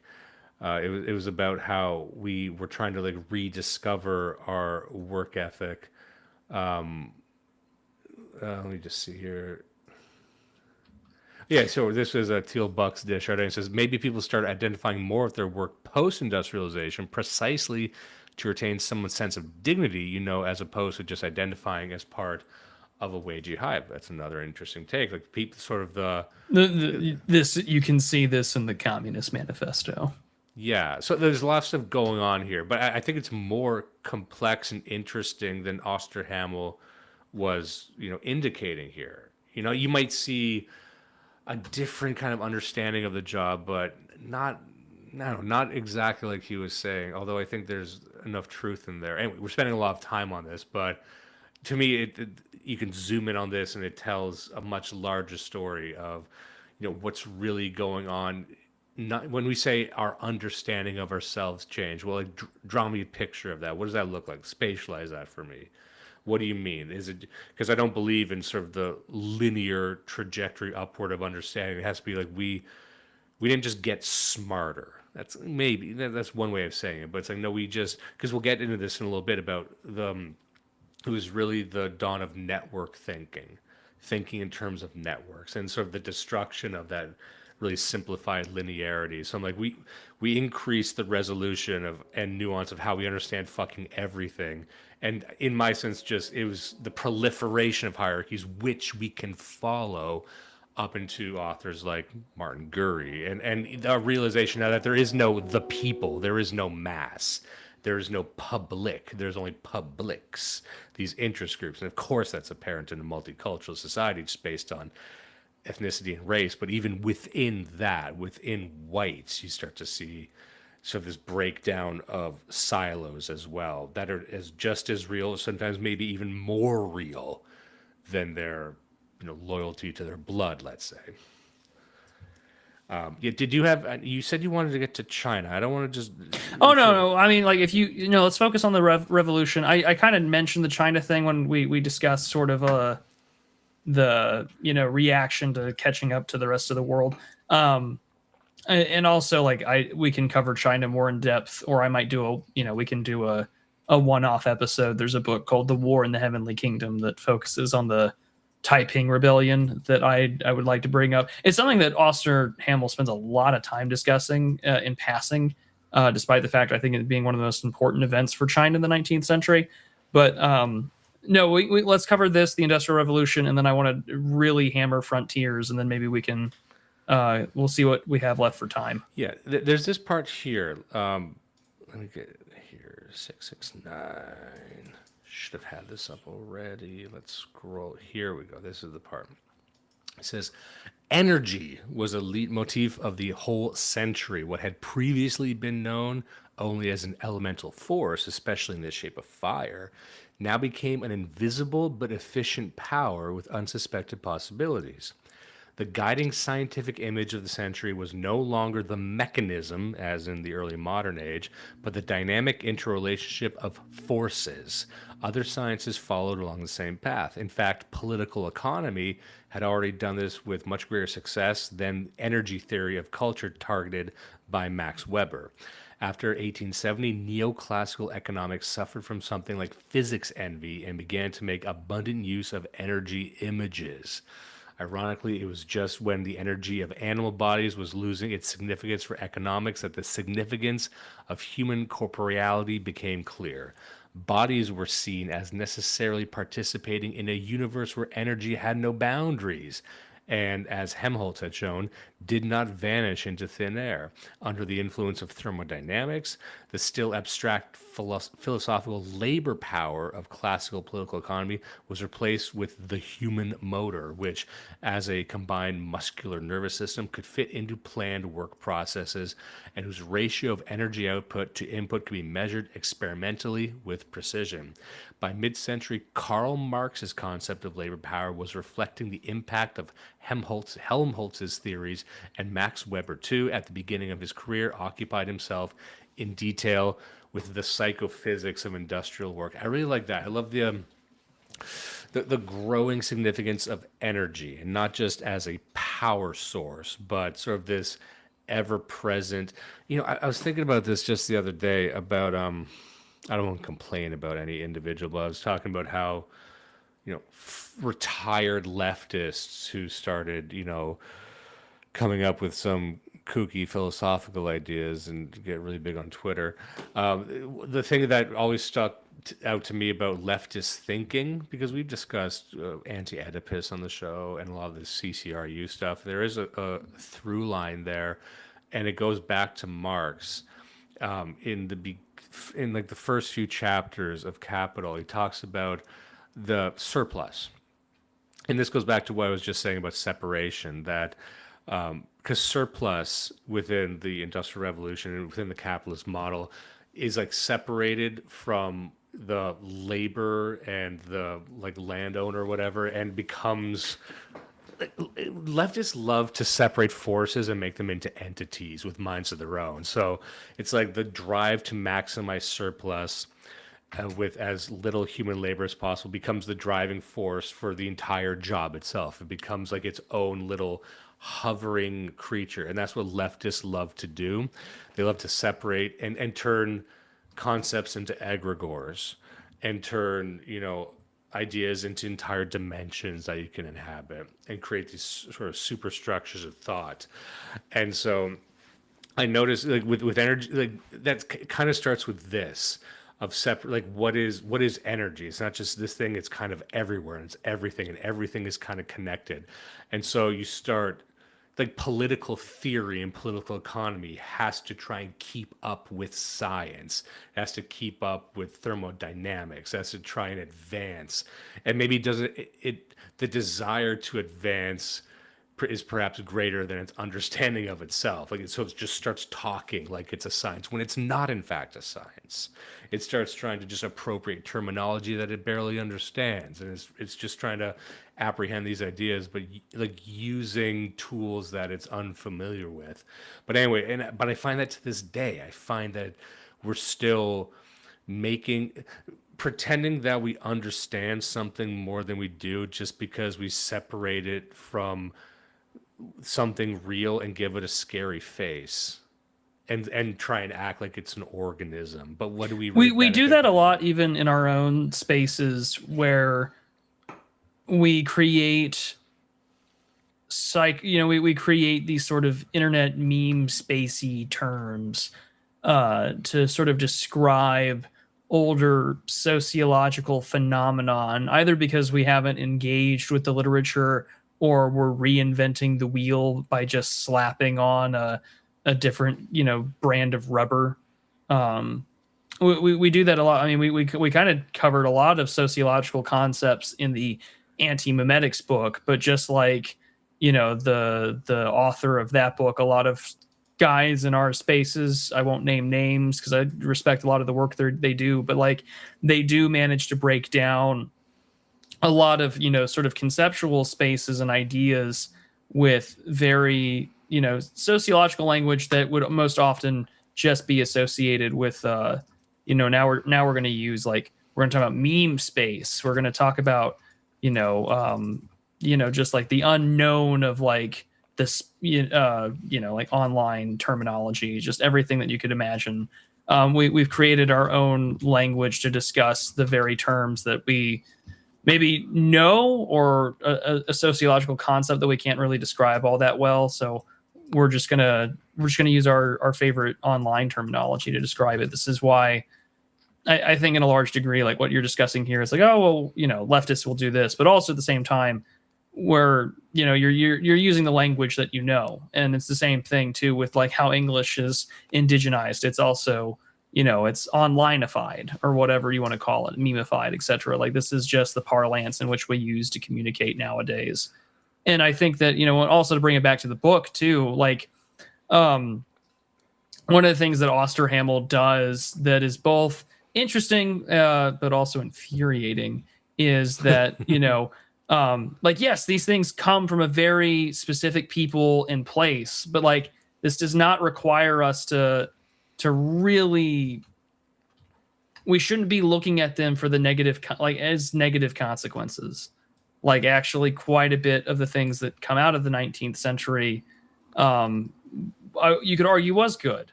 I'm not saying like socialism or whatever, but it's just like, he's really taking a lot of these things and providing an understanding for like, well, this is how we've come to the modern era, and you have nothing but yourselves conceptually to blame, which I find infuriating. But nevertheless, like, it's important to sort of look at where he's coming from, at least for this, to give the book its fair shake. But overall, I'm just like, okay, this is nothing that I haven't seen before in terms of how the 19th century has been explained to me. Like I said at the last episode, I took a 19th century in Europe college course. Not like that means anything. I'm not like an expert. I'm never going to claim I'm an expert in anything. But like, it was interesting to see that like the themes I'm covering out of this book was no different from the literature I had read when I was in college about like, well, this is the 19th century in Europe. We have the Industrial Revolution, the collapse of the Ancien regime, and also we're really now beginning to look at mass politics and politics as machines, and all things are looked at mechanically. And it's just like, well, I'm not really seeing anything groundbreaking other than Osterhammel's done a good job at sort of covering the impact that these ideas have had on the rest of the world at the same time. Yeah, absolutely. Like, and to me, That's why I almost didn't want to talk about the Industrial Revolution unless it's to set up something else, which is what the consequence of that was. And we talk about, the creation of the real job, which is, what that is what it is. But there's also, I think, more importantly, a focus on how time is kept. And I think it was either Harold Innis or it was I mean, like that's just in communications and empire. Yeah. Like you and I've covered that separately. I mean, you and I've talked about that, like I want to say like 3 years ago on the air.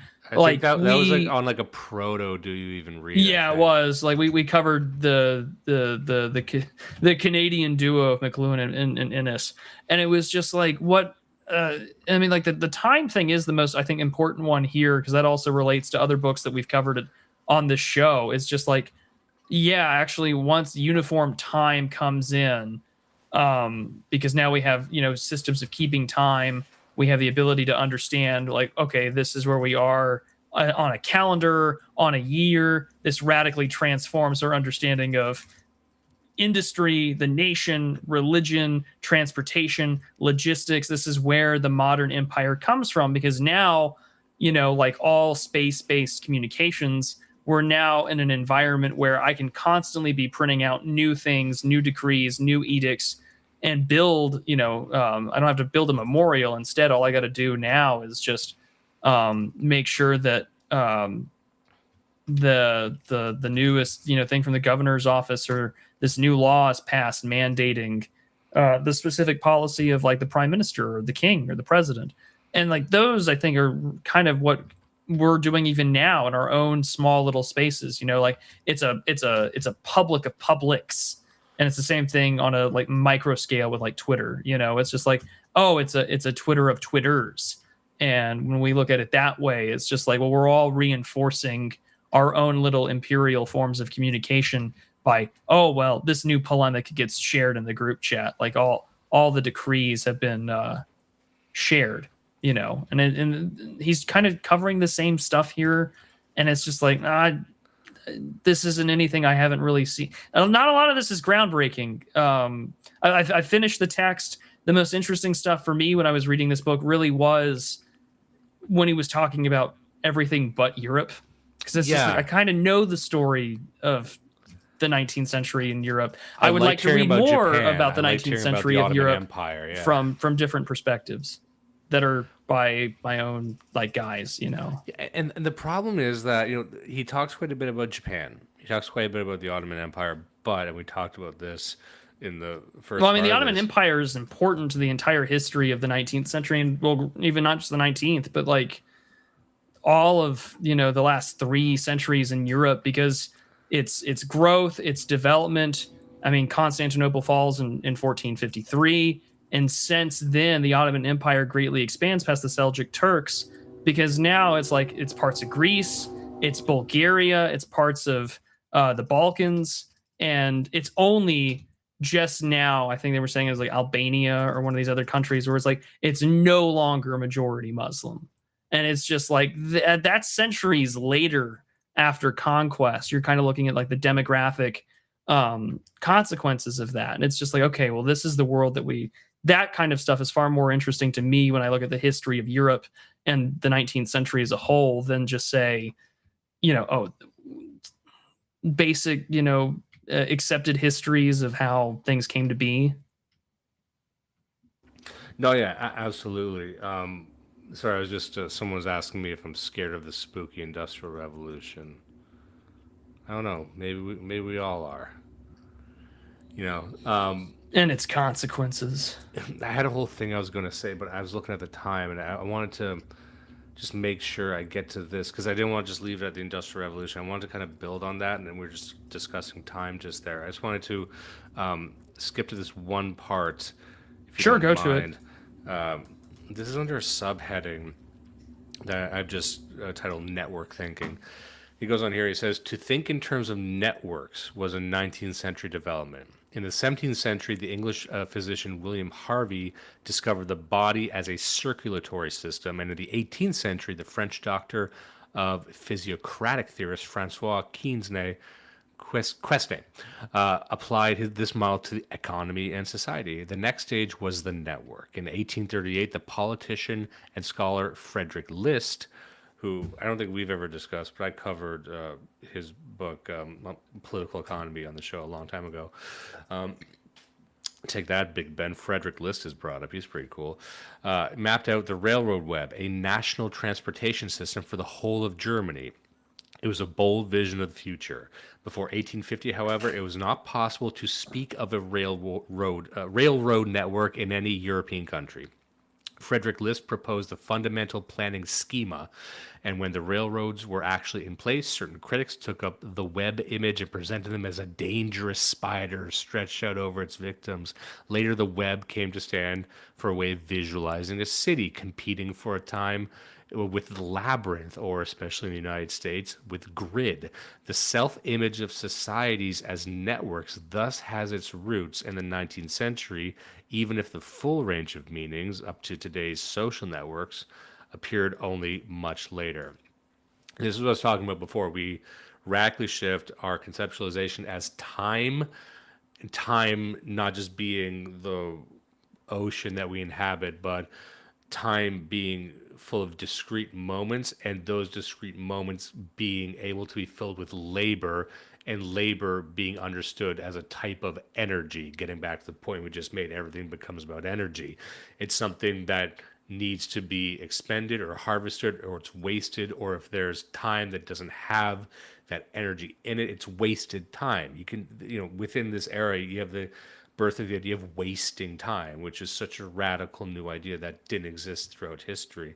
So you have all these things happening at the same time. And he continues on here. Let me just skip ahead here. So he goes on, he says, for a long time, the growth of the modern world economy was seen in the West as a spreading of links and contacts out from Europe. The memorable image of the phased development of an expansive modern world system, according to Emanuel Wallerstein, also served to encourage this. Today, however, it's more plausible to suppose that the emerging world economy of the 17th and early 18th centuries was polycentric. Several different commercial capitalisms flourished simultaneously in different parts of the world, each associated with the rise of production for distant markets. European trade dominated the Atlantic and, from the middle of the 18th century, pushed back the Asian competition, but it would be too simplistic to envisage the world economy as it was restructured after the 1840s under the aegis of free trade as a single network spanning the globe. The world market is a rather abstract theoretical fiction. Depending on the commodity, many markets grew so large that one might describe them as global, but none of them can be separated from a specific geography. None cover the earth in a geometrically even manner. Now, what do you think about that? Part of me wants to disagree. You know what I mean? Like, are we just quibbling over the definitions? Is it true to say that there was just regional capitalisms springing up, or would it be more true to say that, like the Industrial Revolution, like if we say the Industrial Revolution, realizes the importance of a global supply chain? Like, are we just relitigating that, like, how important like the mercantilist system was at a time when, like, now you have like domestic manufacturing and I just maybe there's something I'm missing semantically. I don't know, but like like various networks are going to matter, but they also become heavily interlinked as, like, at the same, like you mentioned this at the beginning, like this isn't just one root cause of everything. Like, yes, now we have the Industrial Revolution, but like also we have a redefinition or an understanding of like the traditional state that's going to like heavily require us to build upon an understanding of the population and a worker. And now we can talk about like concepts such as total war. Like, things are going to build off of one each other and they're interlinked, but like this, you could say that like the early modern era prior to the 19th century was like a capitalism of various economies, because like you had sugar plantation farming, you had the Society for Development of Manufacturers, like you had societies that were predicated on how can we build things more effectively, or we looking at have our spies in French ports and shipyards. Like I don't know what I'm getting at here, other than like, okay, yes, like supply chains matter. I guess I'm missing something. I don't know.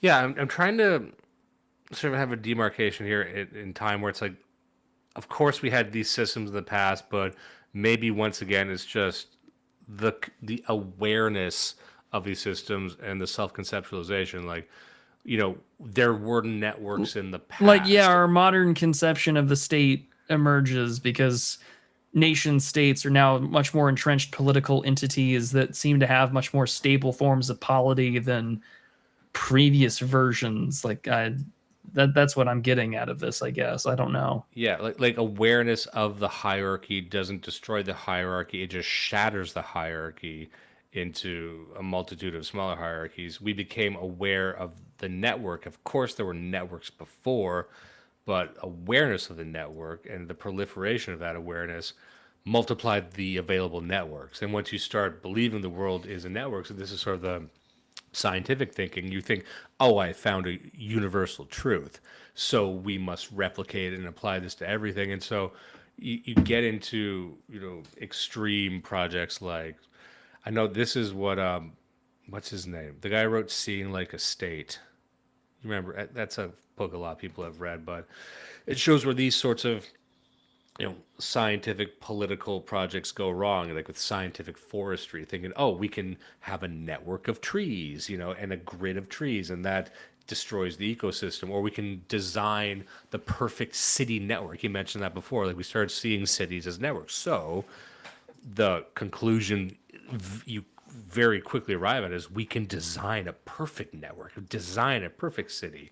Here will be the sector where people work. Here's the entertainment sector. And guess what? We're going to draw it like Atlantis so everyone's happy. It's going to be a big bunch of concentric fucking circles. Isn't that going to be cool? And then no one wants to live there. Because it turns out no one wants to fucking live in Atlantis. Surprise. Everyone hates this shit when it's done. But these failures show that there was this, emergent trend towards systems. I think it's true. I don't think he's wrong there. And I don't think we've really left that, have we? I think more than ever we tend to think in terms of this is graph theory. This is everything is networks and systems. This is intersectional. Yeah, and I think that's just kicked into high gear recently. But I don't think it's not like we didn't have networks before. But I think the obsession with networks started then. Would that be fair to say, or would that even be too far? The modern conception as we know it, sure. All right. Yeah. And before we, there is one more thing I'd love to get to, and we teased this out last time. Then I say we get to it, and we'll see where we want to do from there. Because I feel like we need to get a bit more to the nation state. And we mentioned this a bit in the last episode, but there's a lot I didn't get to cover here. I just thought I could read a little bit here. Yeah, go for it. He says, German and French historians in particular consider the 19th century as the age of nationalism and nation states.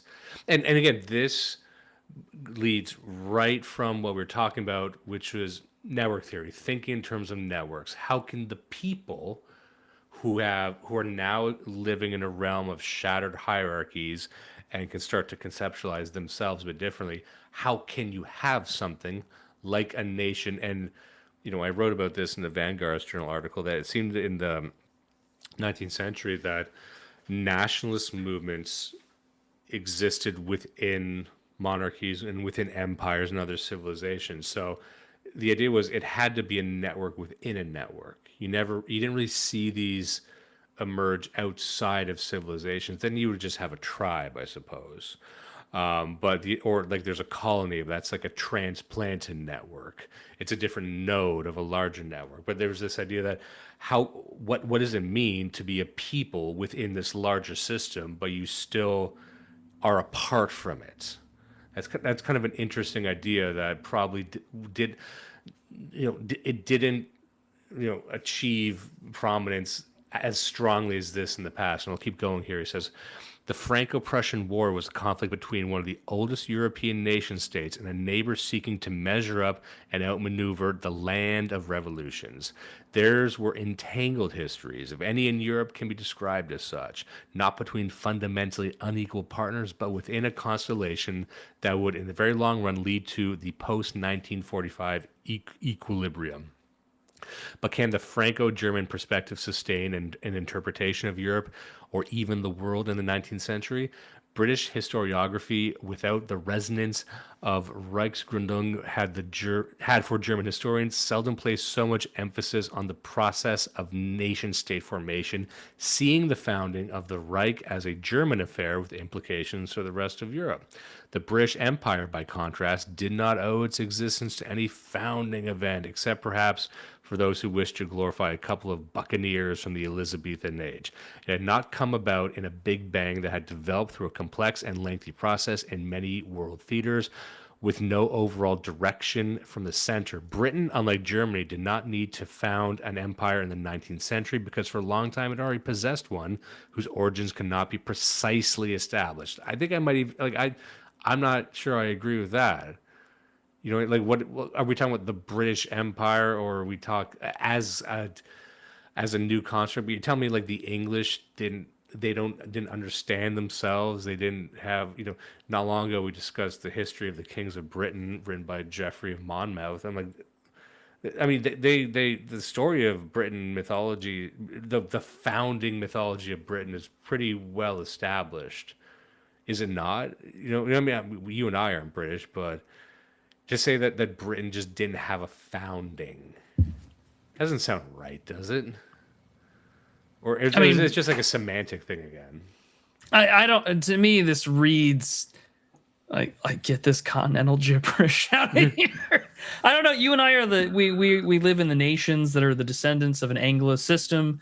I have a deep love for England by nature of just my ancestry, and I don't know. Maybe I'm just a big old Anglophile. I don't know by that happenstance, but like that description and comparison and contrast of self just feels very.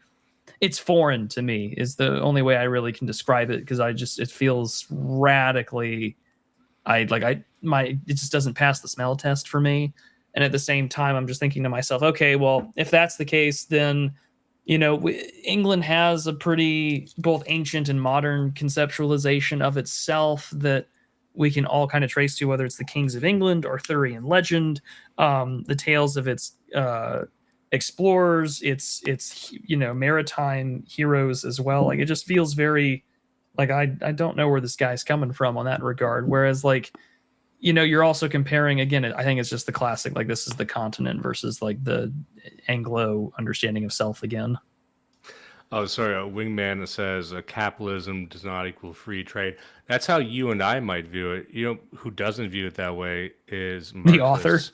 The author. Like any Marxist, like, tell, like, everything's pretty much capitalism. We got to this in Anti-Oedipus. Like, if you read these theorists, especially throughout the 20th century, they really expanded the definition of what capitalism is to be all hierarchy and all power processes, up to and including sexual dynamics and everything. So they would say all trade is basic, unless it's some kind of anarchistic barter system. But even then, they really drill down into human psychology, which must be reworked. So, like, I agree with you, but understand that the types of people who talk about capitalism the most, they probably would view all trade networks as, capitalistic in one form or another. But that's just, like, who gives a shit about that?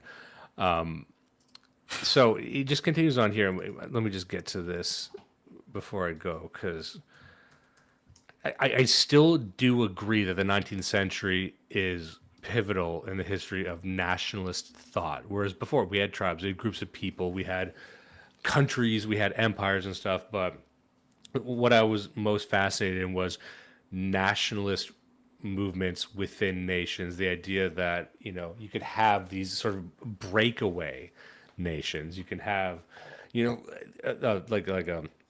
anyway, just a people within the people that create such a problem for the monarchy that they like new emergent hierarchies threatening existing hierarchies, but not threatening hierarchy as such. So he continues on here. He says, let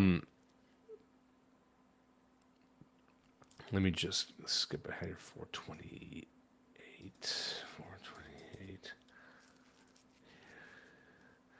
So he says, can it be said that all of these new political structures were nation states in an internal sense?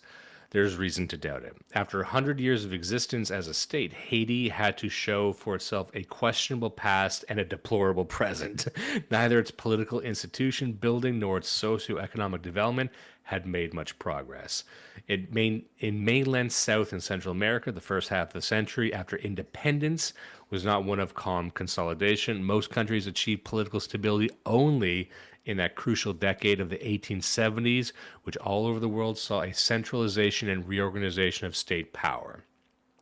Greece was at first subject to Bavarian tutelage. The great power seconded Prince Otto, the son of Ludwig I of Bavaria, to reign as monarch. The country then experienced its first coup d'etat under Liberal Prime Minister, I'm not going to say that, Zibazab. Even Belgium was no model nation state. Its dominant nationalism, taking a clear distance from the Netherlands, rooted French in the constitution as the only official language. But from the 1840s, it came under challenge from an ethno-linguistic Flemish nationalism. All this points to the simple conclusion that the 20th century was the great epoch of the nation state. In the 19th century world, empire remained the dominant territorial form of the organizational power. And that's really when I was saying that it was like the birth of this idea of nationalist struggle, but it wasn't the ascension of the nation state to, the dominant form on earth. But I was more interested in, like we said, with network thinking. I guess you had nationalist thinking. And sort of, and I hate to use the word populist, but it's something different than that. Because with populism, I still think it relies on this belief as this mass of individuals that can operate almost just as a market, and that it will divine what is best for itself. And I think we all disagree that that's the way it goes. But with nationalist thinking, there's like this separation into we can form publics. Like I said, it's a separation of the mass, which goes counter to all of the prevailing liberal ideology and indeed the socialist ideology. And this is why they're in conflict, because I think with socialism you have, and I'm not just trying to complain about socialism here, but there's this idea that it is practical, it is pragmatic, it's mostly about the allocation of resources to alleviate suffering, and there's a lot of theory behind it, but you can't have like a global socialism. So you have the birth of like socialist theory, but then along with this interesting emergent shattering of hierarchies, it's like, well, that's where you get national socialism. Basically, you get this, okay, we can have socialism for this one group, but it doesn't make sense to have it for all these other groups. And so that's why, hey, I know we got a few fans of National Socialism in the audience, so they might agree with that.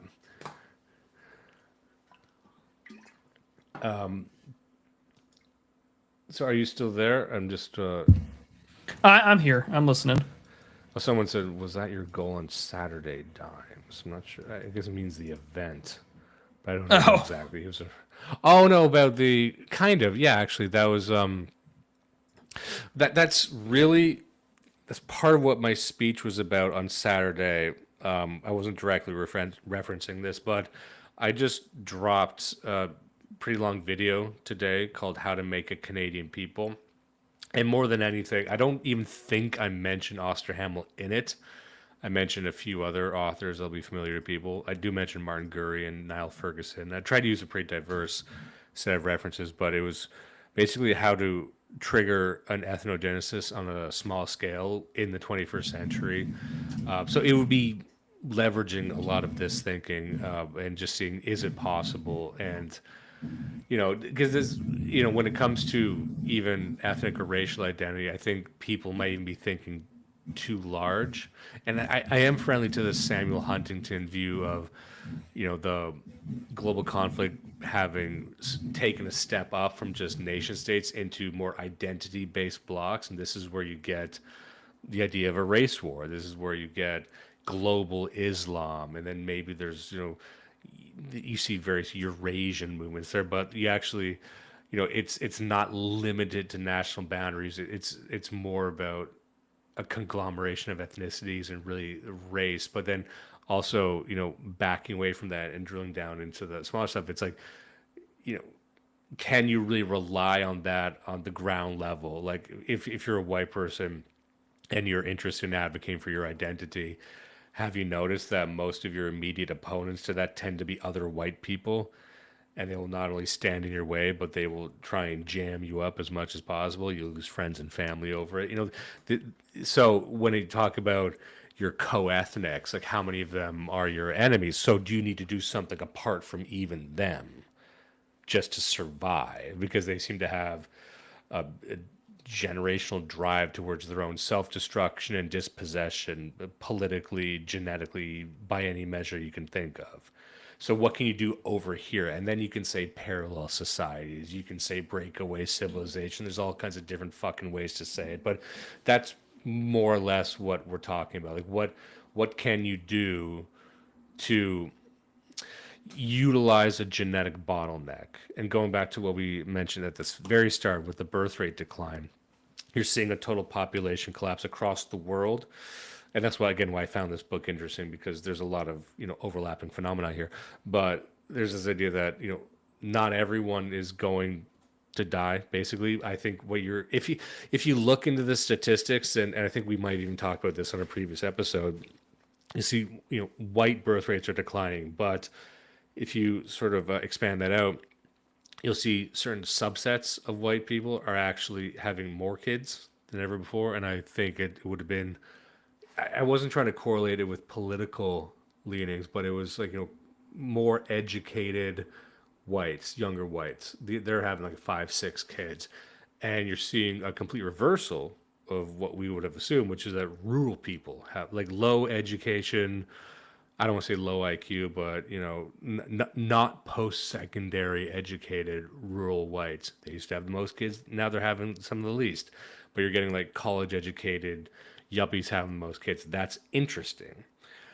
These are the people going to pro-natal conferences. That's also interesting. And they're having kids not just because they want to fuck a hole or something, which is what drives a lot of these other groups, but they're doing it for values-based reasons, or they want to.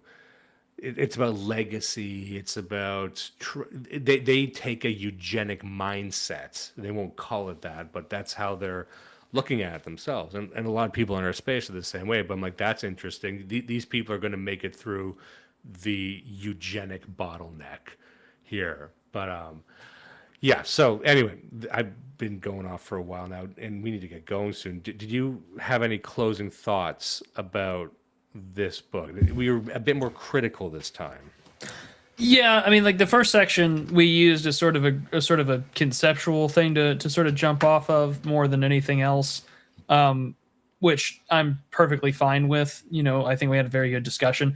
This one, the more I read this, the more I was interested in the histories that came not from Europe itself that he was really discussing, because a lot of his stuff, I felt like I was like, okay, I've seen this all before.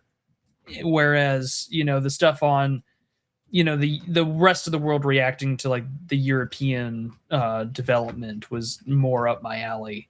So, I mean, I don't know if this warrants a part 3. I mean, probably just to cover the last sections. There's things I want to kind of cover and get into it, which we can probably do like next week or depending on what our schedules allow for, because the next one will also be quick and easy. I just know that my schedule is about to like radically change starting next Monday. So I don't know. We'll see what happens. Sorry, I was muted. What's going on in your life? Any news? No, I'm taking some classes online that I need to. He's reading even more on the side. I am. I am. I signed up for a program over at St. Vladimir's, so I kind of have to get some. I have to take care of that because I paid money to go do that. So yeah, I'll be busy. I think we're taking shit in the comments for not recommending reading Mao. What's this? It's always a guerrilla war, and the entire thing of reading leftist shit. I don't see them suggesting to read anything about Mao. He said, the one guy who can say he faced down impossible odds and beat the house. Very interesting omission for dissidents. We could read some fucking Mao. Yeah, I don't really have a problem with that. You want me to read a Chinese guy? Okay, buddy. I've read Chinese fiction. I haven't read. It's funny. I've not read Mao. I've read a lot of stuff on, like I mentioned, the War in the Heavenly Kingdom earlier because I find the Taiping Rebellion to be like a really interesting part of world history that no one fucking talks about. We already read the how Europe underdeveloped Africa. So if we do Mao, yeah, that's from an African guy. Like, here's what your leftism will look like if it was black and Chinese. That's right. We can do black and Chinese leftism. I don't have a problem with that. It says that wasn't directed at you guys. I was being vague for a reason. What's wrong? These boomer vague posters. What's wrong? What's wrong, vague boy? Afraid you might say something? What's okay? I haven't seen this before. Maybe I just absorbed it, but it's like vaguey, get in. Where would he be getting into? Like wagey, getting cagey. Where's the vaguey getting into? Well, he's not getting in anything because he's not being fucking specific. I gotta work on this. I can't workshop this live. I'm too tired. But I got something on the line here, friend. He's got ideas. He's cooking. All right. So, Autumn in the Heavenly Kingdom. War in the Heavenly Kingdom is what the book's called. It's an interesting little history on the Taiping Rebellion. I enjoyed it. I remember recommending it to my audience like several years ago. I'd have to reread it, but I think it's held up. We got one here from Chris Hassler. Will you consider doing a dire episode on ethnogenesis and the biosphere by Lev Gumilev? I think I read someone, probably him, ask this question in another comment. So I know he asked on Twitter. I mean, maybe if time permits. I know that we more or less have the next 6 months of books ready to go, but we can always add it to the list. And depending on how fast of a read it is, then, we might just cover it. You never know. I just saw that name. I'm thinking, is that Lev guy that Geo knew? No. His last name is Polyakov. Okay. Another one that ends in V. Interesting. Another Lev with a fucked up last name. Coincidence? I think not. Oh, I'm going to start calling people vague slaves. I like that. I like that too, vague slaves. All right. Just to conclude here, what do I think about the book?